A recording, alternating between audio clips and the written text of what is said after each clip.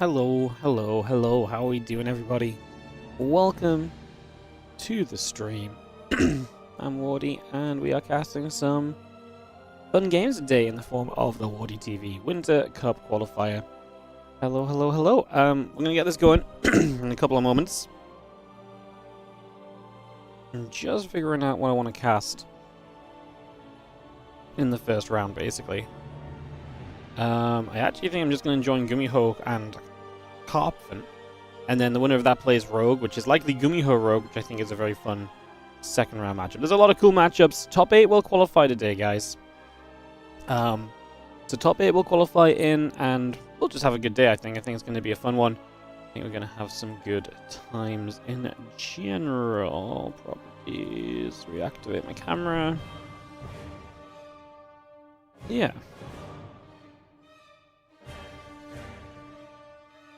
Yesterday you had a 2 till 10 shift and thought yourself nice in production management and some SC2 from YouTube. No SC2? I mean, yeah. Yesterday was my day off. My only day off for the next 2 weeks until I go to a Pokemon tournament for weekends. So I'm here for the next 2 weeks straight now, at least. I mean, that's the great part of the VODs, at least. We do still upload daily on the YouTube, but yeah, it's not the same as the stream, is it?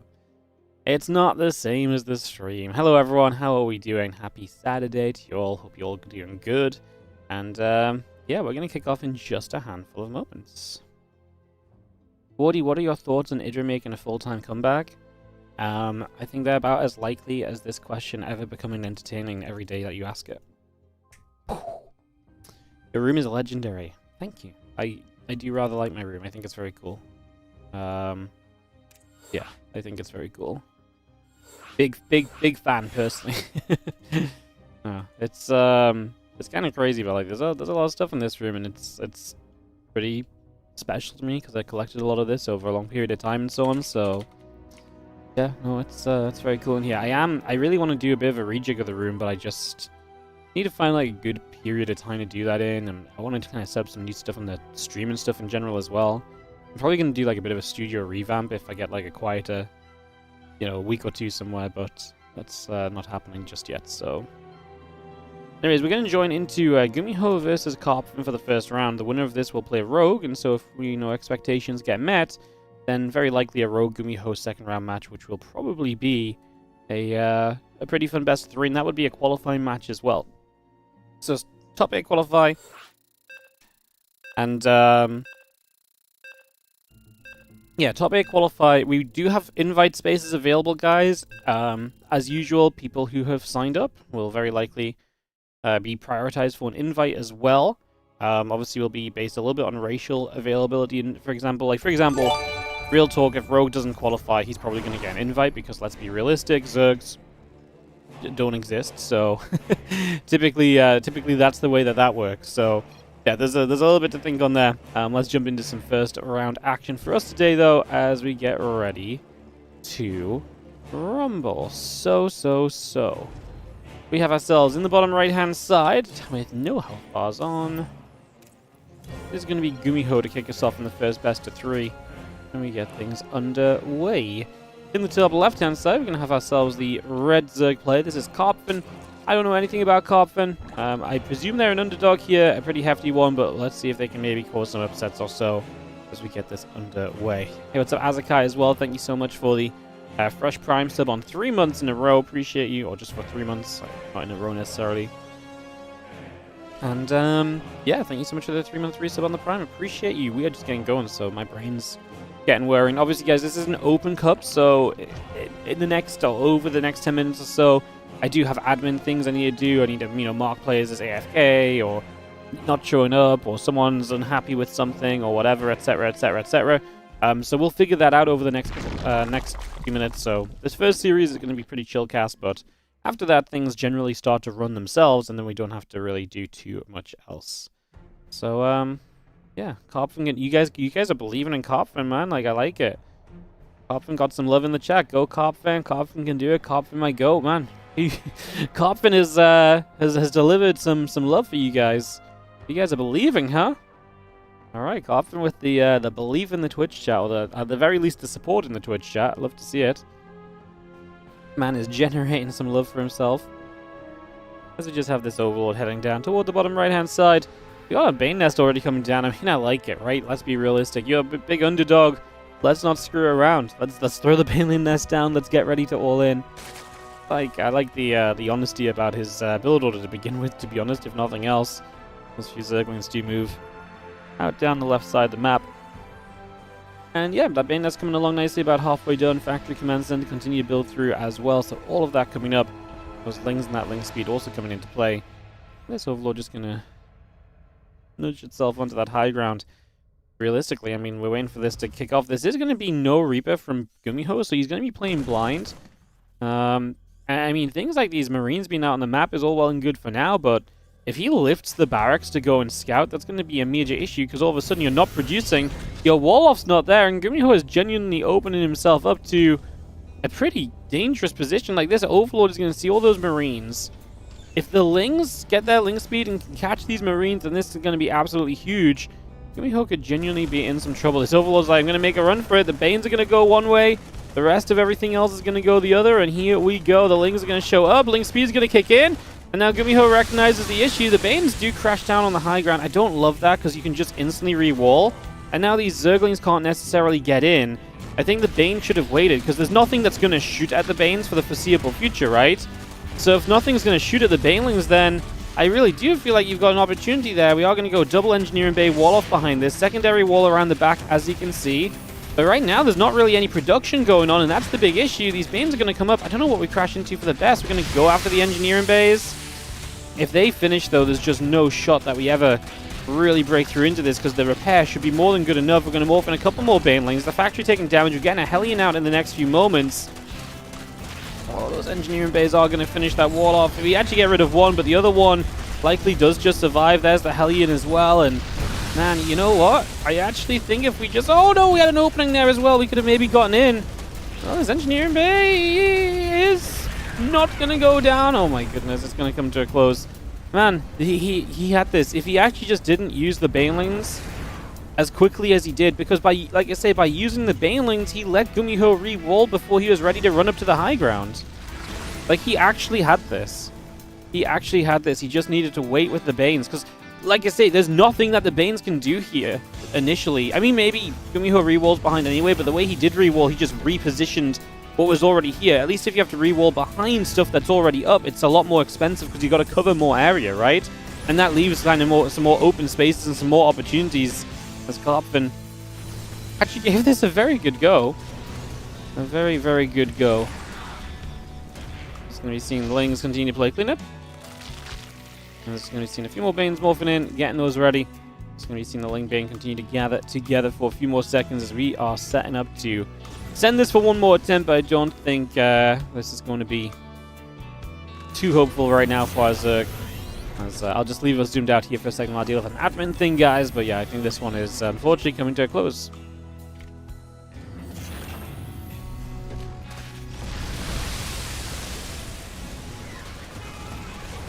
As you see, the Banes crash through, but the Hellion should be able to play cleanup. Like, this should never really go so badly wrong.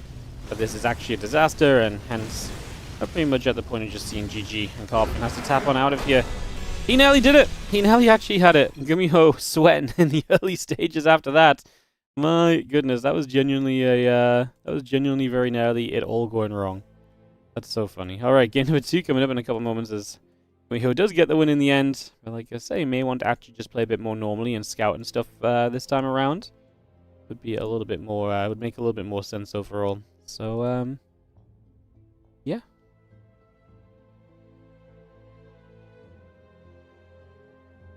Cool. Alright, we'll go into game 2 in just a couple moments, guys. Just waiting for Gumiho to host up the lobby. We'll jump into the second game, and like I say, obviously, we've got our eyes on the winner of this versus Rogue in the round of 16. Happy with the signups today, by the way, guys. We've got a bunch of signups. Lots of people obviously eager to play. Again, top 8 players qualify. Honestly, I actually think we could have just done top 16 or just the tournament. But that's a little unfair. Some players can't participate because they are away. I know it's the Big Gabe Cup today, for example. We'll be hosting that up later, I'm sure, when we finish up our tournament. So, yeah. Still a pretty sick lineup, pretty sick set of signups. I'm genuinely very happy People wanting to play some StarCraft 2? Hells yeah. Alright, let's go into game number 2 in the top right by Blue Terran. But I just cannot possibly imagine is going to play anywhere near the same kind of style. There's just no way you don't open with a Reaper, or at least some Scout, you know, just something, right? This time around, it is going to be Gumiho in the top right side who gets the 1-0 lead. I had to put all of his crisis management to the test in that previous game to ensure that he actually got the chance of getting to 1-0. And not starting this series down 0-1. That would have been an absolute shocker, as, yeah, the greed really did nigh on backfire. Madness. Alright, well, we settle down, we get set up, and we figure out what exactly is coming next for the next couple of moments. So we just take a few and see what exactly both players would like to get up to here as we kick off into game 2 of this best of 3. Again, everything will be a best of 3 today. We'll play the finals best of 5. It's kind of like just a regular Monday Cup. Just there's qualification on the line, and obviously there's less prize money than usual. So there's only $200 up for grabs, where usually there will be only usually there'll be $400 up for grabs on the Monday Cup. So yeah, as long as you're familiar with the Monday Cup, this basically feels like one of those. Just it's a weekend, a little bit less money on the line, but then also a qualification on the line, like I say, as well for the top 8. And actually for the top 16, there's also a WardiTV point on the line. So if you're in the top 16, you get 1 WardiTV point. And that's, you never know, 1 WardiTV point maybe at some point this year in the WardiTV standings actually does maybe impact you, you know? There's a possibility that that can become a thing, you know? So never say never, I suppose. Never say never. But yeah, obviously we do have the WardiTV point system this year, and they'll be given out during WardiTV Mondays, as well as pretty much any event that has WardiTV attached to it. So yeah, pretty much anything this year is going to have that has WardiTV attached to it will have the WardiTV points attached to it as well. So that's kind of cool and fun if you ask me.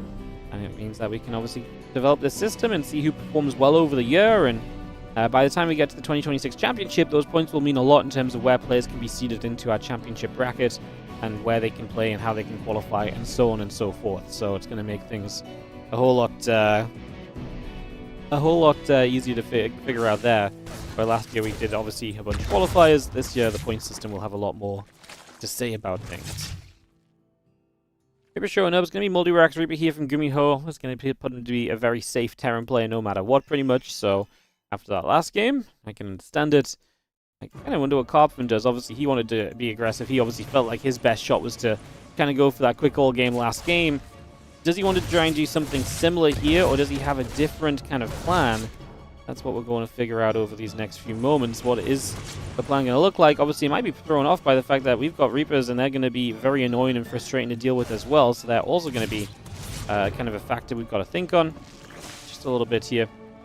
For the moment, just going to be seeing them getting a couple drones already. Now trying to loop around for a couple extra as well. So, again, looking just for their chances. Extra Reaper showing up, and this micro will be starting out. And let's see if Gumiho can do serious damage super early, or if he needs at least a little bit more time of setup to truly get into a dangerous place. Reaper step forward. Couple Queens just going to get shoved away for a couple seconds as well. We're going to be seeing those Reapers continue to put some damage out. A couple more drones going down. The Queen's going to get bopped by the grenades. Now we're just going to Bane Bust again. A little bit of a later Bane Bust this time, as we have 24 Lings coming up. That Bane Nest coming through. We just want to push these Reapers away and then, like I say, turn this into the Baneling Bust. A bunker out the front is kind of indicative of like, oh, I'm going to protect myself against the Roaches. It doesn't protect you against the Ling Bane as much, because obviously Lings can surround that, but you can see that Gumiho's already presuming some kind of aggression. There's no third base attempt. He's going to pull the Reapers back home for safety's sake as well. I mean, this is not a guaranteed kind of defense from Gumiho, right? I mean, the Lings surround the bunker. The Banelings crash into the wall off. Like, there's absolutely a possibility that this Bane Bust could actually maybe have some chance. So, let's see if that perhaps becomes the case as those Reapers gather together. Just on the front right now, the Lings are going to start approaching. The Banes will start to morph. I don't know if we want to go too soon here with the Lings and Banes, or like reveal the Lings too soon. You see the Reapers, but like I say, there's a bunker right out the front. Good amount of Marines. One of the Banelings takes a couple of shots. Now the Ling's going to try and get a catch. We'll cancel one Baneling. Reapers can hop up to the high ground, but we can kill this bunker pretty freely. Yeah, I like the Reapers though, and the target fire as well. So we brought the Banelings into range of the bunker. Now these Banes have to figure out what they want to try and do. We don't have enough to one-shot the depot down anymore. Looks as though we're going to run forward with these Lings again. Good control by Gumiho, making the most of these Reapers especially. Is getting himself some good value across the board, and I think that's going to be the game changer and the deal breaker by the end of it. A couple more Banelings getting bopped by the Reapers. The grenades keep coming down. The Zerglin's going to get there. Reapers go up to the high ground. We do deny the stim pack, funnily enough, but there's going to be so many Marines behind us because we've been producing off the double racks this whole time. GG, well played. Gumiho advances through, and he will play Rogue in the round of 16 qualifying best of 3. That will be coming up next. All right, we'll get Gumiho versus Rogue coming up here in a few moments' time, guys. So we'll just get this set up and ready to rumble. Just need to quickly update my spreadsheet for the tournament invites to make sure that I'm not messing anyone up. Cool, just make sure I have the right people written down and confirmed and everything. Make sure I'm not over-inviting people or anything as well as the day goes on. Alright, yeah, we'll go Gumiho versus Rogue. We'll hop into the Korean server for that TVZ and get this ready to roll out, guys. So thank you for joining us. Like a safe fun first match, actually. You know, for having a favorite versus an underdog, actually kind of was a fun first match because Gumiho genuinely did nearly lose that first game. So that really was quite exciting for a couple moments. He's pinging me. Loco going live. Ah, yeah. This guy pings me every day on that Discord channel, man. Every day. Alright, yeah, we'll hop onto Korea and we'll get Gumiho and Rogue ready to go for you all. Beautiful. Beautiful, beautiful, beautiful.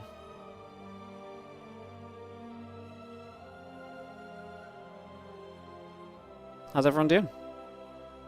How are we feeling? Thanks for joining us here in the WardiTV Winter Cup Qualifier. Yeah, so the idea of the Winter Cup is basically like every season that we have the championship, so we'll have the Winter Championship coming up February and March. Every season we have the championship, we'll now have a cup that will just have top 4 qualifying preemptively. We'll give out some points and stuff like that. So what we used to do was obviously like you'd be like, oh, we have like some time free here, guys. Let's run WardiTV January. This was going to be WardiTV January, but in the idea of trying to link everything together a little bit this year, we're going to make this the Winter Cup, which builds into the Winter Championship, which is our first season of the year in the WardiTV 2026 series, which there will be more information on, etc. soon. Like I say, so far there's points, and as we know, points oftentimes mean prizes. And the prizes in this case will be begin to play more StarCraft. Why did he GG? Because he went all in on the Ling Bane attack. He's very low drone count and so on. He's very committed, and he didn't do anything. Like, he broke down a bunker and he killed maybe a couple Marines. Like, he has no tech behind this. His economy is bad behind it, so he doesn't really have much chance to stay in the game. Like, he could stay in the game and die as soon as the Marines probably rebuild their stim and, you know, get a couple medevacs out. He might even just die without the Marines having stim, to be honest, because he's in that kind of a rough of a position. So he was just very committed to the attack, needed to get work done, and in the end was not able to quite get that level of work done. Alright, we're just waiting for Rogue to hop on over to the Korean server, and it will be Gumiho versus Rogue coming up next as soon as that is ready for us. So we'll get that going very shortly, guys. Just, like I say, waiting on this game. Number 1 of our next best of 3. Just wait for the players, give them a little bit of time. We can go from there. Nice.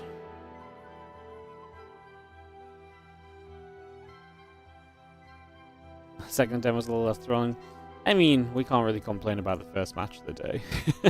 In the Open Cups, if the first match has any excitement in it, that's usually a win. Let's say we had a bit of a win there. Let me just make sure Rogue knows to come to Korea.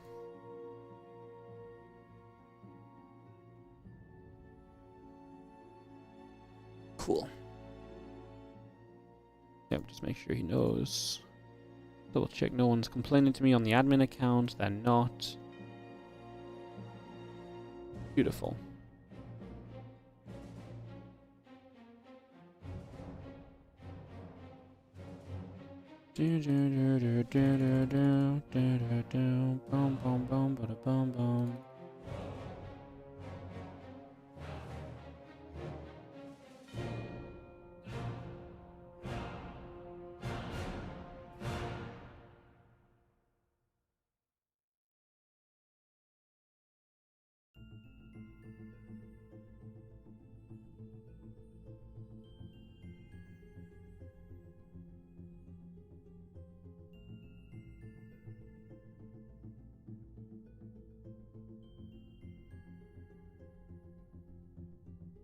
Sweet. I guess. So herO should be coming over to Korea, and we should be able to get this moving. herO's going to play Young Yakov in the round of 16 as well. Nice. Nice, nice, nice. Boom, boom, boom, boom. Today's going to be a bit of a shorter day, guys, in terms of the fact that it's just this qualifier, but obviously don't forget that after this, we actually have... The next few days are going to be busy, because the next few days is going to be the qualifier to that new Chinese tournament. So we're going to have the qualifier for that into basically WardiTV events straight afterwards each day for a few days. And then we have, after that, we'll go into the OSC Championship toward the weekend and so. So we got a lot going on as the TLDR here quickly. The next few days will probably be like more 6 or 7 hour streams, whereas today's obviously just looking to be a 3 or 4 hour stream. So let's give you guys a little heads up in that regard. But that is likely where things are going to go. Very, very fun. Like I say, we're going to wait for Gumi and Rogue to get us hosted up here. Get this ready to rumble. Beautiful. Beautiful, beautiful. Hell yeah. All right.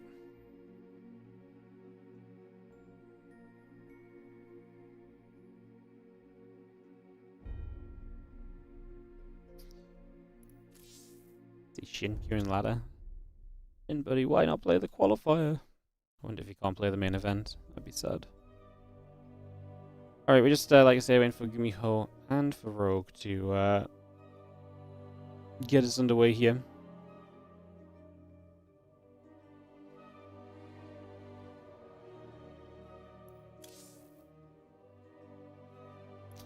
And that will be our TVs in the round of 16. Just waiting for them to sort that out, and we'll kind of chill. Rogue got a log off Maple Story.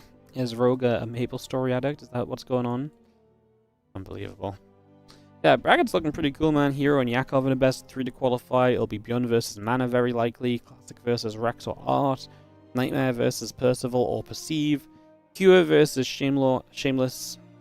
Very likely. Creative versus Ryung, very likely. MaxPax versus Nicorect or Honmono. So those are qualifying matches, and like I say, after the qualifying matches, we still play round of 8 for round of 8, round of 4 round of 8 semifinals and finals for prize money. So yeah, very exciting.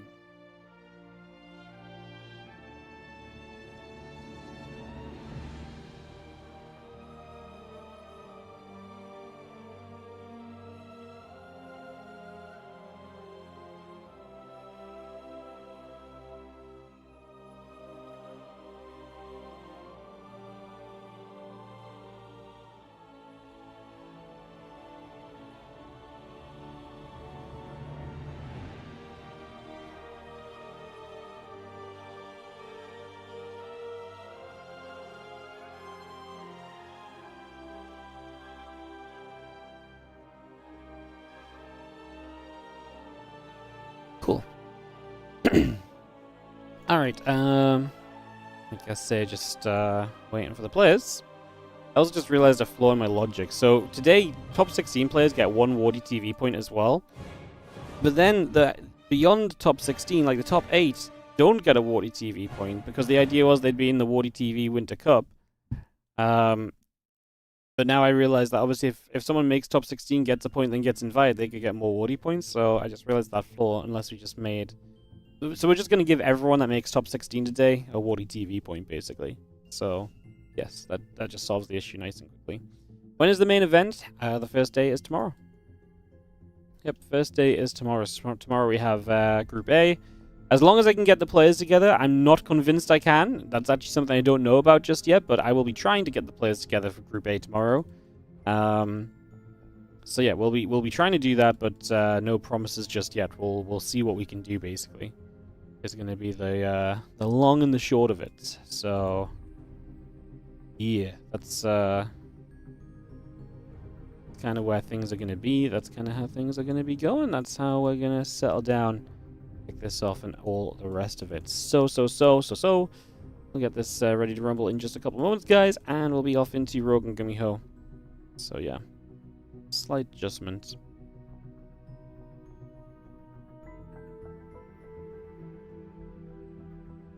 on how the points will work, but that's all good.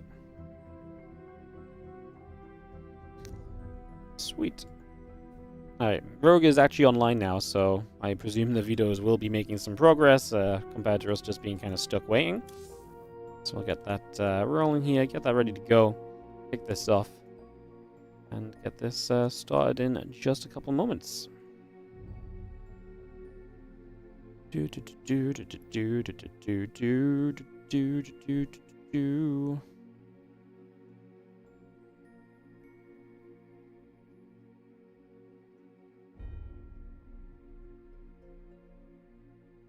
Gumiho with the lobby. Perfect. That means we are pretty much able to get this on the go. Gonna be Mothership as our map. Start us off, so we'll jump into this. It's gonna be Mothership for Gumiho versus Rogue.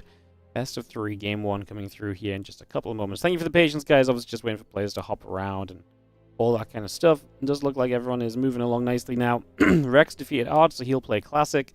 Mana did defeat Azura, so he's gonna play Bjorn. Yeah, we got a lot of our early matchups on the way.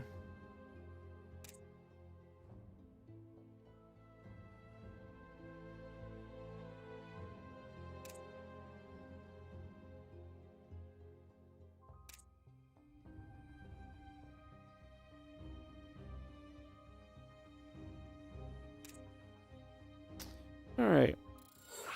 Players just needed a moment. But we get that sorted out. I'm going to get on track.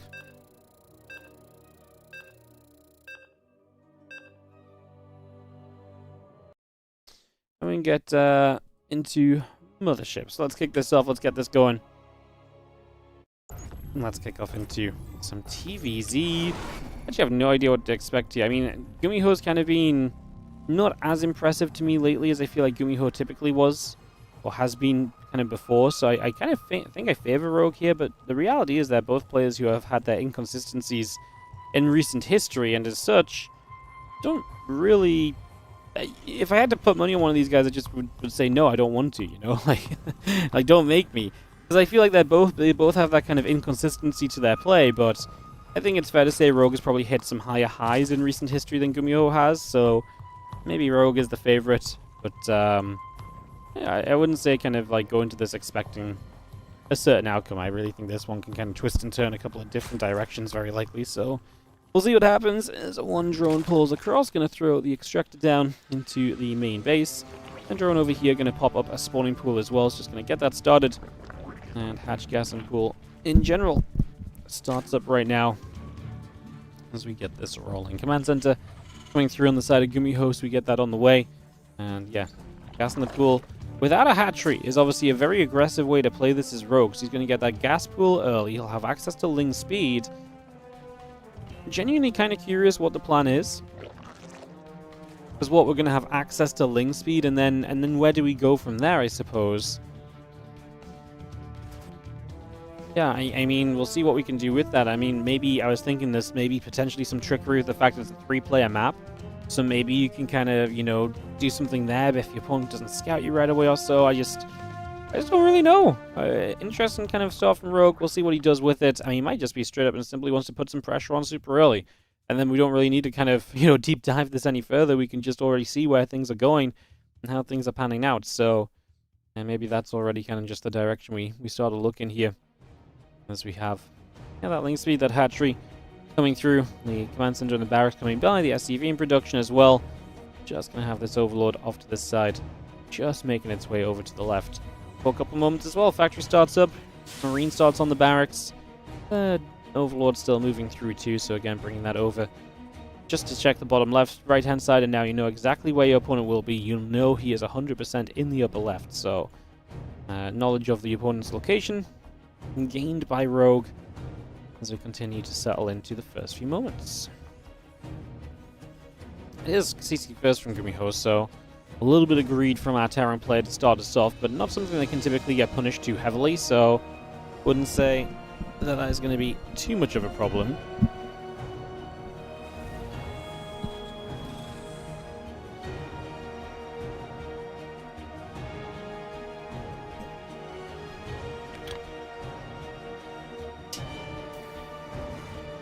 Was these Lings about to have Ling speed, so we have a couple of Marines. Hellion on the way.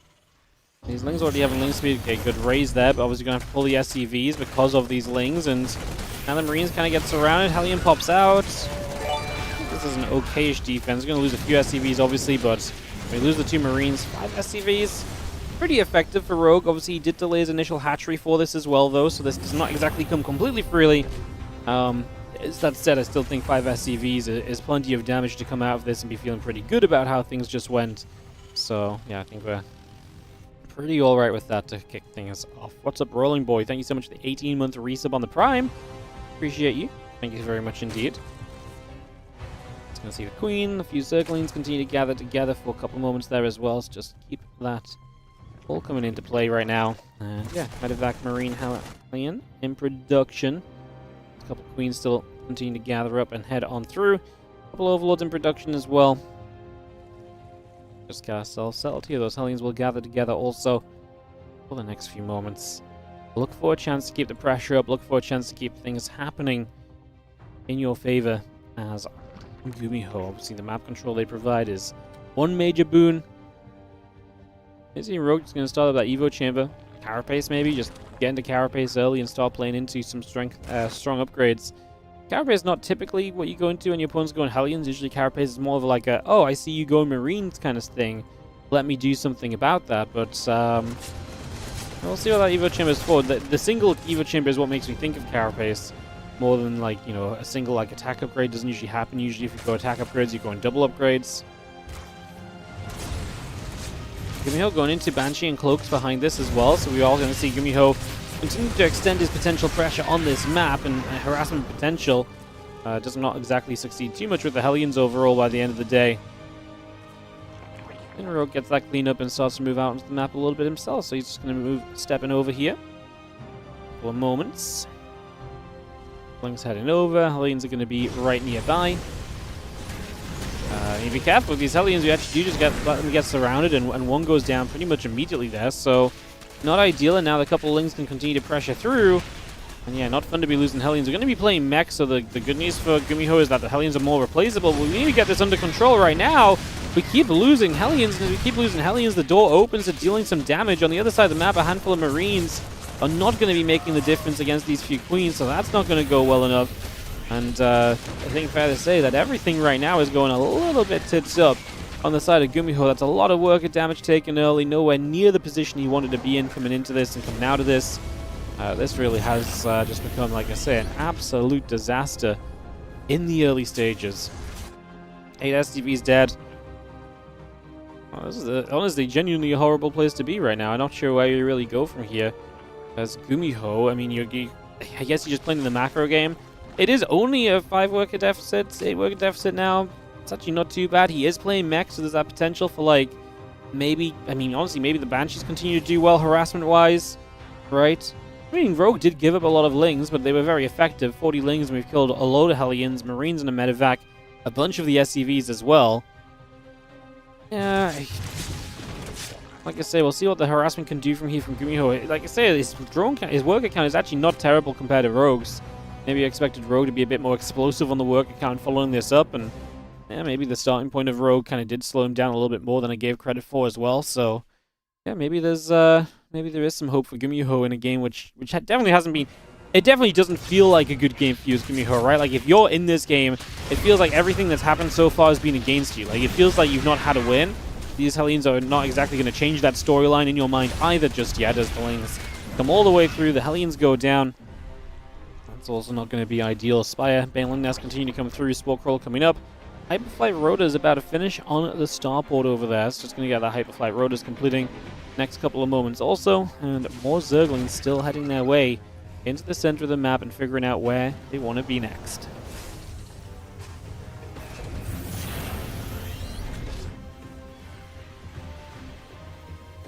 Nine meters continue to build. And the melee upgrade, the Baneling speed, just continue to come through for the moment. A few Zerglings already making their way over through this top side into position. Trying to see what else they can find for the next couple of moments. As again, we just have the factories, the Infernal Pre-Igniter continue to come up and online for the moment. So again, we get that underway right off the bat. The meters are going to be a fun, interesting one, especially considering we're playing against mech here. That really does open the board to kind of a question of how exactly does this pan out overall. And those meters gathering together, so they take a couple moments, get set up, and figure out, like I say, where we go for the next little bit of time. There we go. If SCVs start to fall, Cyclones will be the anti-air initially. Is that the only anti-air? 6 Cyclones in the game and a Raven. So it's an okayish amount. The Lings that are running in at the front are not exactly going to do super well, headbutting into some choked up Hellions, but these mutas are dealing damage early and quickly. And that's a problem, as 15 SCVs already going down. There's a ton of damage, and now these mutas, yeah, they continue to take hits, but it's not exactly been a fun time for them at all. You get a few drones across the map as the Banshees they get show up and do a bit of work, but the reality of this scenario is still very much so that these mutas just did a bunch of SCV damage. That said, I mean, I guess we killed some Mutalisks, right? We killed 5. It's something. We are killing drones once again. Mutas do play cleanup on the Banshees though, so now the Banshees are gone. Well, the one Banshee that's dealing damage is gone. There's still 3 in the game. It buys you some time though, because right now the whole point of this at this stage, I guess, for Gumiho is to basically buy time to get into Thors, and Thors can give him a better chance against the mutas, so that's pretty much just what you have to play for at this stage. They're still coming straight through. The couple of depots take some damage. Banshee goes down. The Raven having to pull back out of here as well, so just continue to try and escape away from this. A couple of Cyclone shots continue to put their bit of the work in as well. Just push off over to the left-hand side. The mutas dive into the mains, and Banes are going to roll into the third base. We're not really ready to deal with this as Gumiho. The Banelings are just going to dominate. 30 SCVs now killed in the last few moments. And these mutas, they're giving themselves up against the Cyclones, and so, because honestly, at this stage, the reinforcement wave of Rogue is going to be looking good. Yeah, she's going more mutas. Gumiho is not even going to make us need to go there. GG gets called, and Rogue is going to take the opening game of this best of 3 just like that. Alright, we'll head into a game 2 in a couple of moments, guys.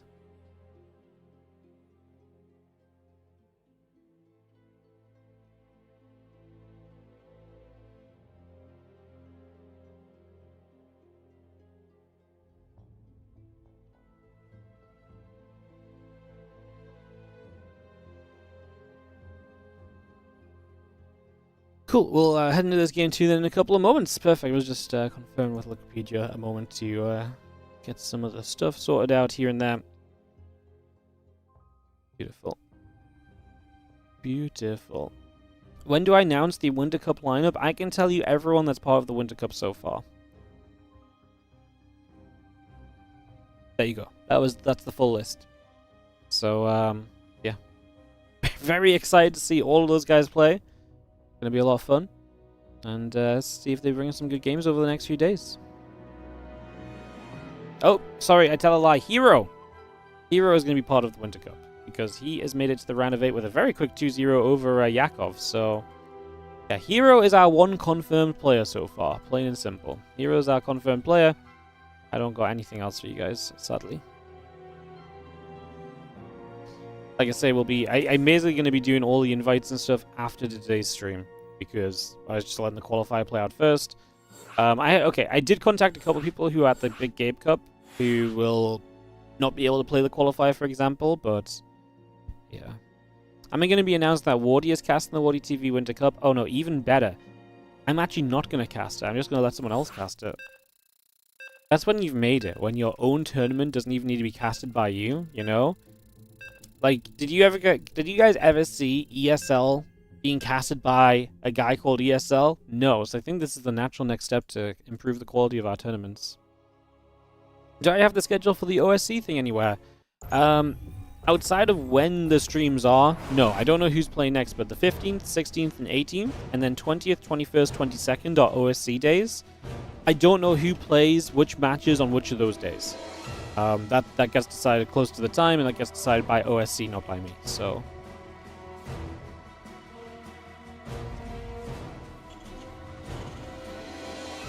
Top right-hand side, down a game is going to be the red Terran player. This is Gumiho, taking on the blue Zerg in the bottom left-hand corner. We've got ourselves Rogue.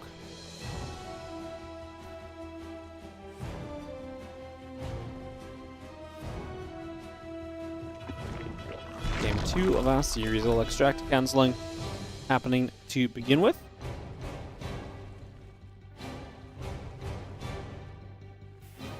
Refinery coming online, barracks coming through. Get that going.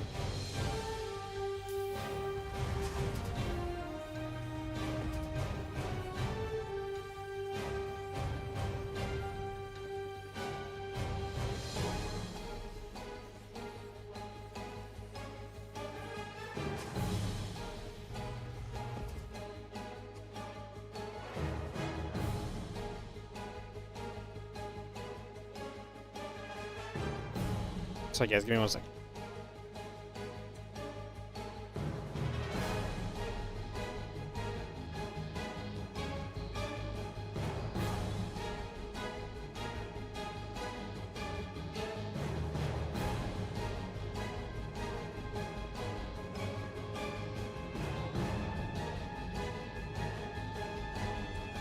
Cool. Sorry, just messaging about the point situation that I managed to somehow land myself in. Alright. So, we get underway, and we see an Overlord heading to the other right-hand side here initially. It's early game, not much going on. There is a Reaper out, it's just going to be a single Reaper though. No multi-racks Reaper or anything like that going on either, just yet. It'll take a few moments to get that settled into play. The factory and the command center building up as well, so all of that continues through just for the moment. And yeah, this Reaper going to be heading in toward the natural. So Reaper just comes across, is going to throw a couple grenade shots down and a couple hits in general. And we just have the factory, the reactor, and the command center continue to come through. SCV coming up. And the Queen will be there to push the Reaper away, so the Reaper gets pushed out over to the sides. More shots lining up right there, just going to be seeing the Queen moving across. Again, the factory, the command center is building as well, so a lot of setting up being done for these next few moments, and triple CC from Gumiho is not too surprising to begin with either. Is this a dead game? Yes. I'm actually a necrocaster, and I only cast games that have died. It's my new profession.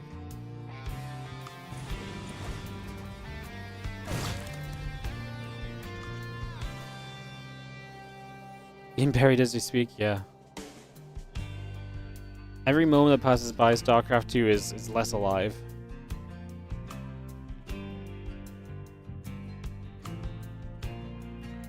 Yay. What did I eat today? I had a bagel. I had some porridge for breakfast, and I had a bagel for lunch. And now I'm feasting on StarCraft 2. That's what's currently going on. So the Italians are going to be able to sneak in, so they're going to get through and run in for some damage, so some possibility there. As you already see a couple of those drones taking some shots, so a bit of damage being dealt straight away. Good bit of damage coming through initially, and that Hellion pulling now. Roach about to finish from Rogue, so he has that choice to try and play aggressively on the Roaches if he wants to.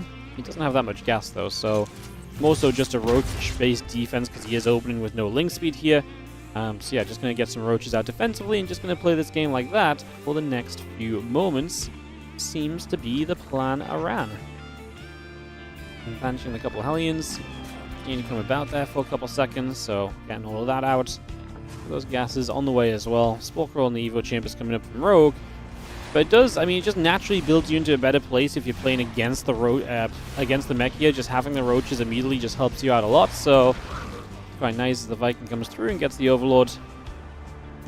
Gonna pick that off and then goes back up to the top.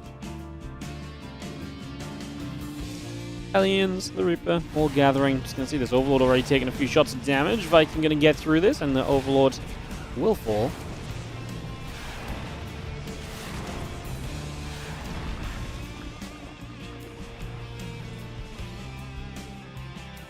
Yeah, there's the double armory, so Gumiho going to go big on the mech upgrades this time, so a bit of a different approach. Usually when he goes double armory, he goes a couple of Thors early on as well and uses those as kind of drops to get something done, as we are going to see the Hellions and the Reaper running by. Will it be able to find some damage in these early stages? So 8 drones going down, the Reaper and the Hellion back around the other direction shortly. Just going to get the Roaches there, they pick off the Reaper. Just going to see the factories and the armories continuing to come online. Again, Banshee, Hellions all coming through, the factories building into play as well. Viking continues to shoot at that Overlord for just a couple of moments, so just being able to get rid of this. I feel like Rogue's losing a lot the last few moments. He ends up supply blocked from losing that Overlord as well, so that's kind of significant.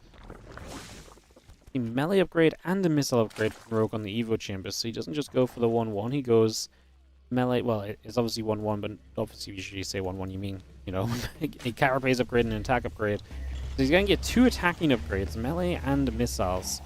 It's genuinely kind of interesting. I'm intrigued to say the least. I wanna know how this kind of ends up going. Honestly, like this is fascinating. What an interesting little play that we got going on. We're gonna get a Hydra Den up as well. Like I said, it does feel like Gumiho's just getting a much better start to this game. Gets himself into a better position. Able to get some harassment out with the Banshees and so on as well. So able to succeed through a lot of that. The Hellions through the bottom side are going to get chased away for the moment also. Just going to engage back through. The Queen's going to be there. Push those Banshees back the other way once more.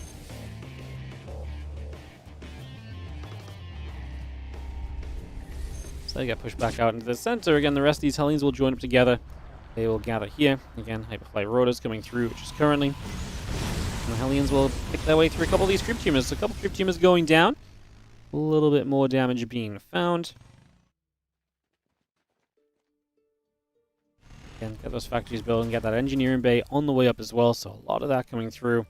This engineering bay down over here coming through as well. So just continue to get that set for a couple of moments. Infestation pit still building. The drone and the Hydras very much so on their way for the moment as well. So bringing a lot of that through.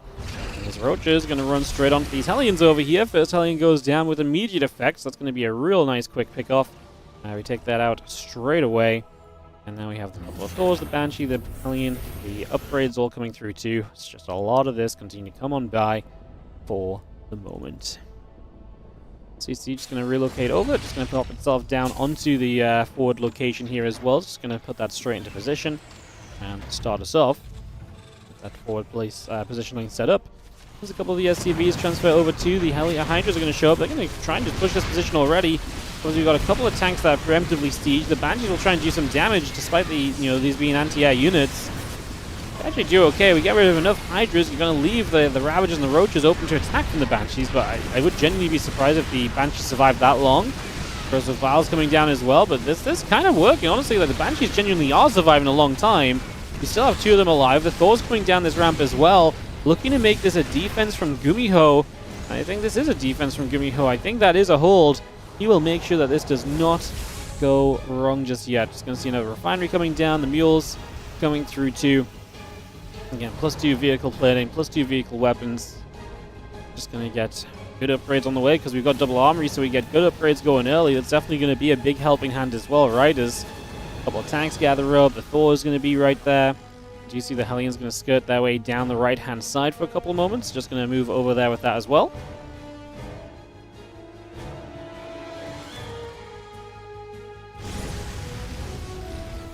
A couple of Hellions just going to be shooting, so a bit more damage being done. A few more hits coming by. Again, +2 vehicle weapons and plating all on the way. Like I say, those double upgrades I think will help Gumiho a lot. Being able to trade super effectively with those later on is going to be nice. As Rogue obviously techs up himself. That Hive gives you access to the Vipers. The melee upgrade means maybe we could see an Ultra Karpfen coming down quickly here. Going to go into the Baneling speed as well, so we'll have some Banelings added on. That's obviously going to create dangers into the mineral lines as well, especially. So something else there to think on.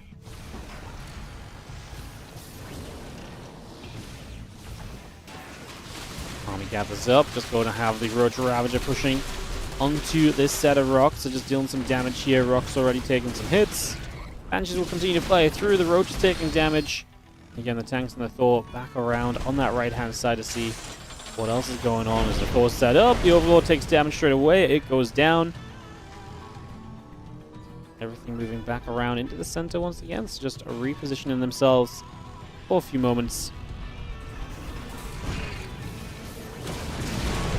Knock down these rocks and open up this space a little bit. Away we go. Big push from Gumiho. I like that he's pushing now because it kind of takes away some of the opportunity for Rogue to kind of capitalize on the tech which he's been, moving toward. It takes away some of the opportunity to get towards a lot of, like say, for example, Adrenal Glands isn't done yet. If he was trying to go on Ultra Cavern, that's going to be nowhere near being done by now. So I like that Gumiho's already pushing forward and looking to take advantage of a game that has been some good trades for him, honestly, right? Oh, that's Thor still stepping up. We are going to be seeing now the Roach Ravager Ling Bane pressing through. The Viper's going to be here, throwing some Blinding Clouds down. Gumiho stepping back a couple of moments. The Banelings pull back over. Tanks will keep on firing. The Banshees overhead continue to clear this away. The Auto Turret's coming down. A lot of damage being done. Rogue ends up losing a lot, and he does not clear out the tank line, which is the major issue, because now you've got tanks up in your face still, basically. They were in the middle of the map. They were ready to move forward. And now they do move forward. You do not clean them out effectively. My concern for Gumiho, arguably, is perhaps just the fact that maybe him pushing forward right now is actually still got a little bit of danger attached to it, right? Where maybe a few more reinforcements could be good to ensure these tanks are going to be safe. Let's see. Vipers are pushing up. Good first Blind Cloud hits the double siege tank. The tank line goes deep. Is going to be the issue that Rogue faces here, is that there's just so many of them, but he's going to get through quite a good amount initially. And the last few tanks will not be able to hold their own in the end. Extra Hellions showing up. This wasn't even what I thought it was maybe going to be problem-wise. I thought initially the problem might just be that, for example, a lot of Lings flood through and those tanks aren't well enough protected by the Hellions not being here yet.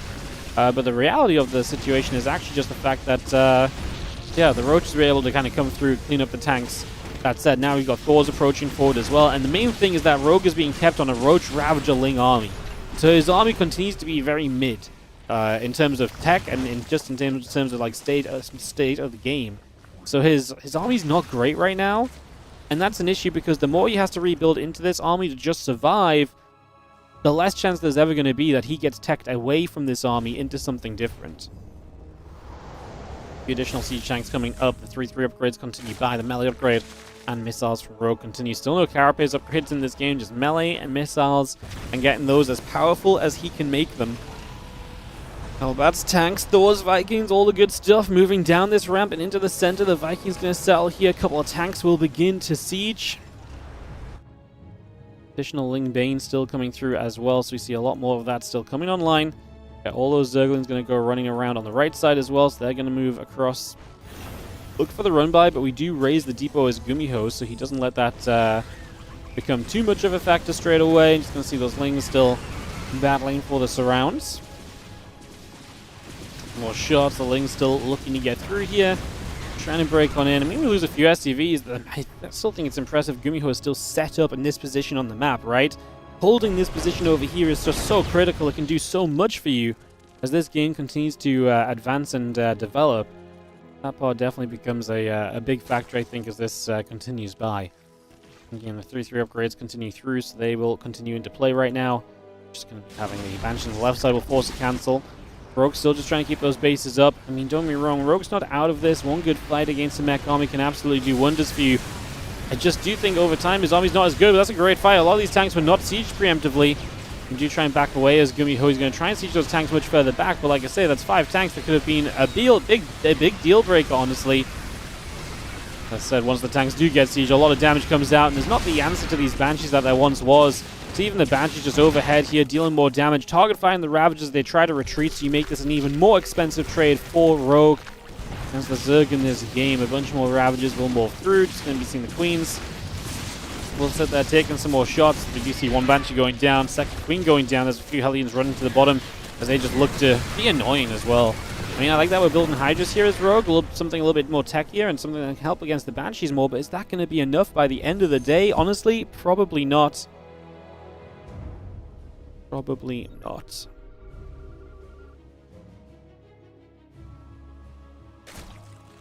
Scan around. Again, just going to see those libs, the tanks, the Hellions all continue to come through for the moment, so a lot of that being brought up right now.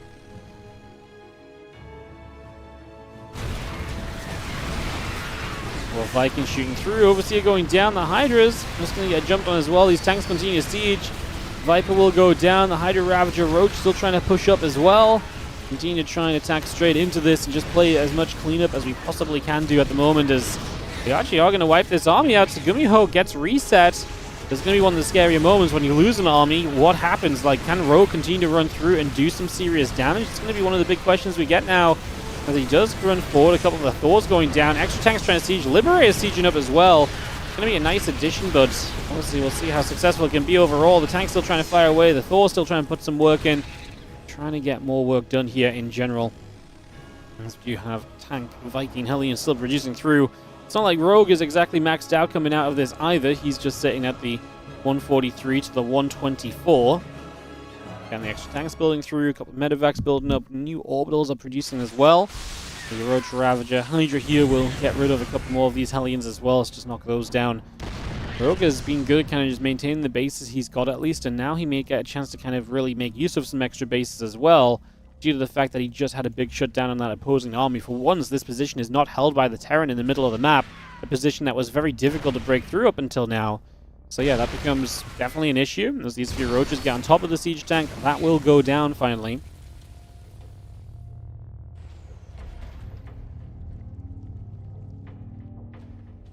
A few more units on that left side. Just going to siege the tanks up. Command Center morphing into the Planetary Fortress.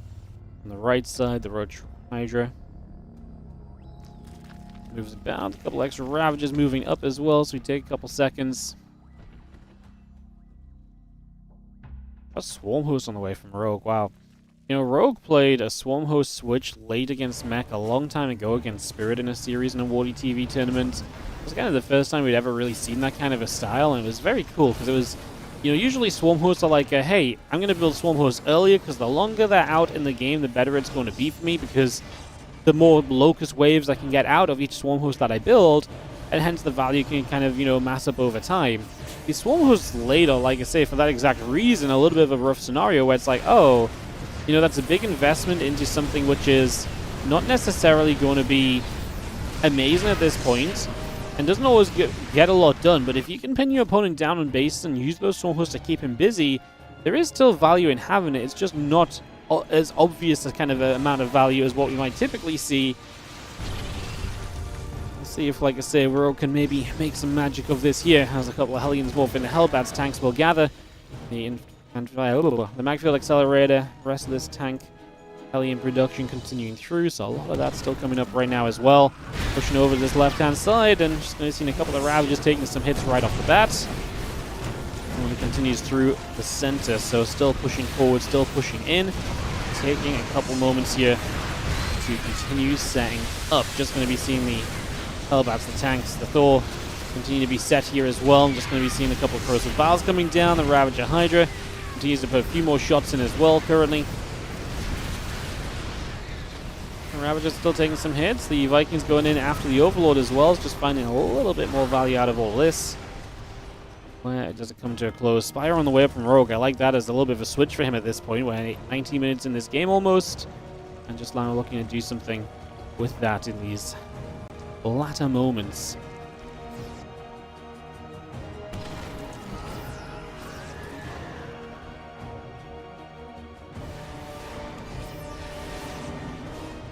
Thanks, Thors, the Hellbats. And again, little bits of everything all moving over. We're going to go to the right-hand side. We're actually going to try and clean up the Nidus network that was being used to throw the Swarm Hosts at you. So come over here, try and make something happen in this position. A little bit of the Roach Ravager coming through immediately, and still trying to fight, but honestly being held off pretty decently so far. The rest of this continues to come about as well. So yeah, so far, kind of so good.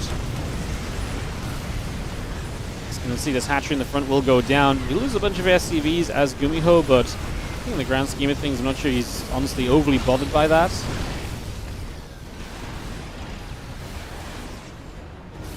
See that Overlord taking a few more shots as well. We will continue to press down to the bottom right-hand side. The Swarm is going to try and attack the top here from Rogue, so he's going to try and attack into this Planetary Fortress. We'll see if that can be a success story or not in these next couple of moments as he goes straight in. He makes this play.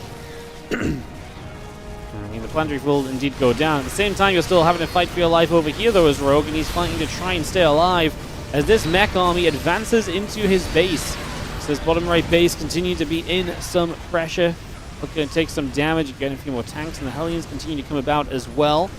Roachling, Hatchery, all continuing through. This base bottom right does indeed go down for the moment.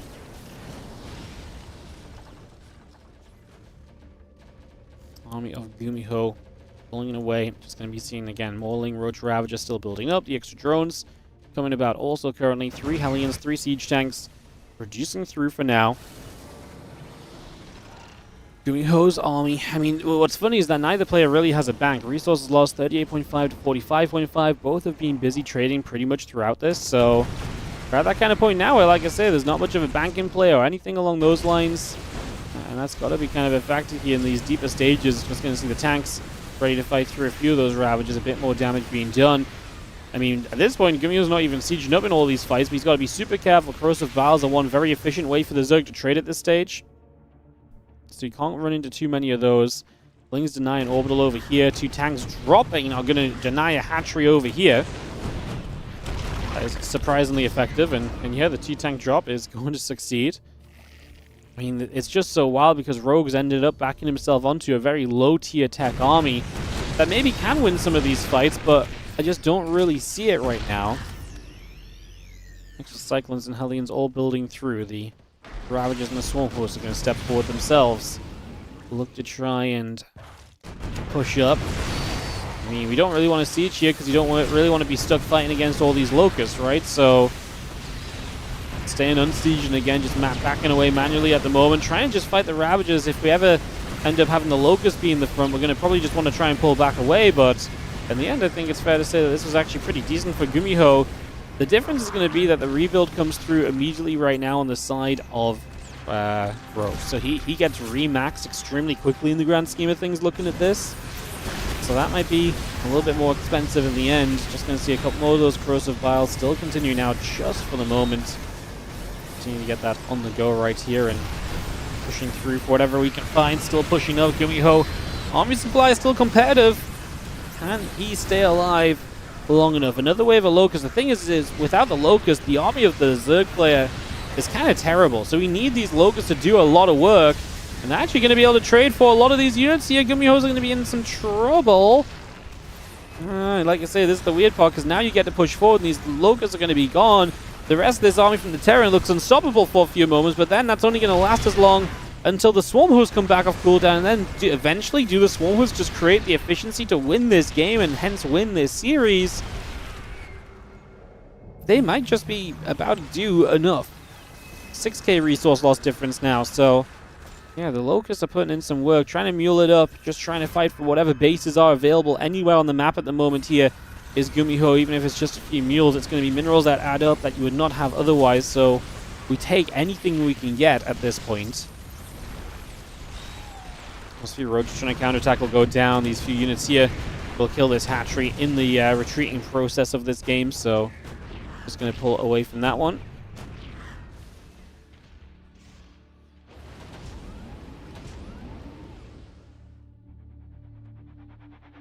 Hellions, Cyclones continue to build up for a few more moments. On the upper left side, going to see a bit of a shove through as well. Continue to push about there as the Cyclones lock onto a couple more Roaches. There's a couple more Roaches getting locked onto. The Swarm Horse still taking some damage. The other Cyclones are going to show up and they're going to try to do their absolute best to again hunt down these Swarm Hosts and slow those down as best as possible. Because if we can get rid of these Swarm Hosts, we can kind of win this game. And that's where Gumiho is at right now, where I think he's probably going to do enough. These Swarm Hosts are not going to be active enough. And the army of Gumiho at this point is very mobile as well. Kills this base, killing so many drones. And Rogue will have to say GG. Actually, a pretty incredible game, honestly. As Gumiho had a good position throughout, but it's mech, right? And sometimes mech does not quite deliver in the late stages as you expect it to. But he got it there in the end. GG's. Damn, that was a genuinely very fun game. It was a very, very fun game. All right, we're going to go to 1-on-1 between Gumiho and Rogue. So we'll just run some ads and we'll get ready for this next game. Meanwhile, Classic and Percival are going to be playing in the round of 8. So Classic qualifies over Rex. Percival qualifies over Nightmare. Apparently Rex took a map off Classic, though, so that's pretty impressive. So that's very cool. And then Creator beat Ryung to qualify. herO beat herO, and herO and Björn are playing right now. And then there's still MaxPax versus Nicorakt, and Rogue, Gumiho, and QS Shameless are currently still ongoing to see who else gets a qualification spot into the tournament, guys. So that's where things are currently sitting at this current point in time. Very exciting. Very, very exciting. All right, cool. Let me just wait for Gumiho and Rogue to take us into a game number 3. And we'll continue with these guys, as this is obviously a qualifying match as well. Obviously, some of the players that don't qualify today will probably receive an invites too. there's a good chance that the winner of this series, the loser of this series probably gets invited anyways, but I'll be sorting those invites out once I've wrapped up the SCT for the day, so I will be messaging some players about availability though, so we'll start to do that when I can.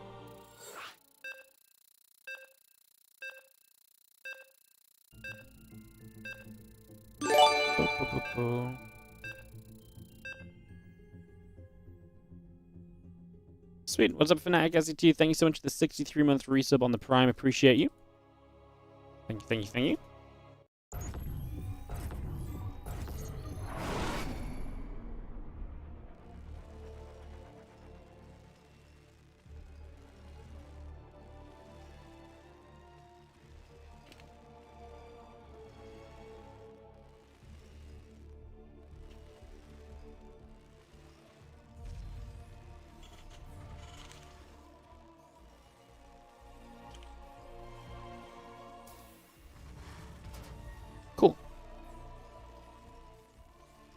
Cool. Cool. Alright, let me get you guys in game.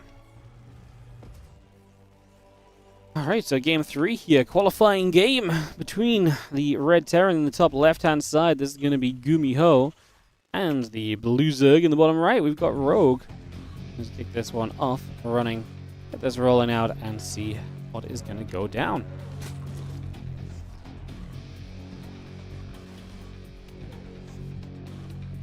We kick this off, get this underway.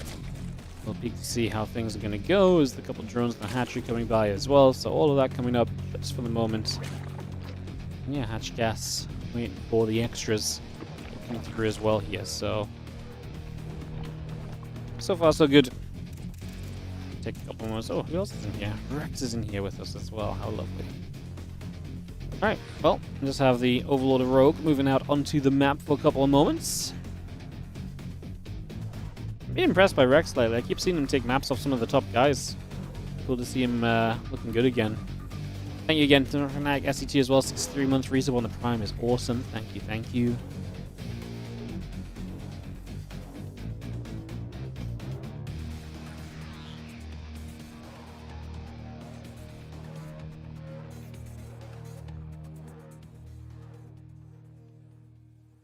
Just want to pull about a finish.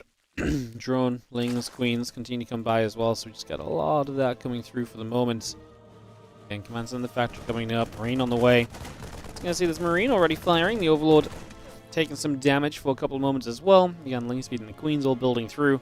The Lings continue to produce the drone on the way out.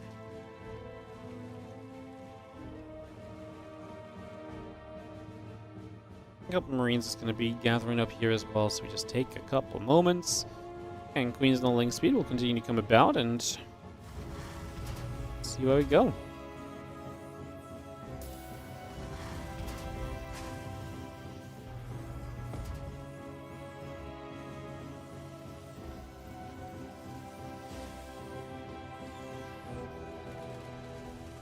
Just producing through. We're going to see these couple Lings going to be able to get onto the Marine, and that's going to be a kill. So the few Lings showing up early, already causing a little bit of trouble in the sights of our Terran player, and that Marine going down just lets you into, like I say, a little bit of an issue where you can't currently deal with things. So it's going to be a moment or so of just trying to figure that out. The Lings turn around the other direction. And you see the Hellion there is going to be able to keep pushing those Lings about for just a little bit longer and bullying for a little bit extra. So Hellion plays the cleanup. This one SCV running across the map is maybe going to end up trying to join up with these Marines that move the other side, because they were trying to put some pressure on as well. And that's going to be everything here for the next couple of moments as the other units gather through. And we will settle back down for these next few seconds, figuring out what exactly comes next. A couple mules continuing to play. Just going to continue to see those coming out. Again, the Flag coming up, the Stimpack, the Hellion, the Medevac all coming through as well, so a lot of that still coming online just for the moment here.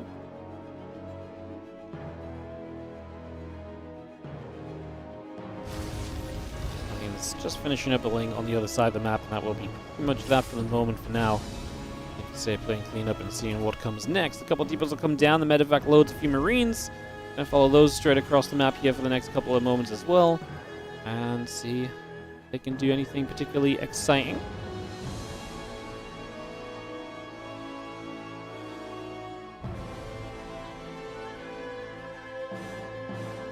Spire coming through. Got a couple spores coming up. Stimpak, Marine, Heli, and Medevac. Little bits of everything coming through already. So again, getting some bits and pieces on the way up. The Spire and the Bane Nest coming by as well. Just going to continue to get that hatchery underway also. So just bringing a lot of that through. This Medevac moves forward for a couple of seconds and just heads in. Up the right side. Not commit just yet. Hey, what's up, Chroma01? Thank you so much also for the 5-month resub on the Prime. Much appreciated. Thank you so much for priming us up. Thanks so much for keeping the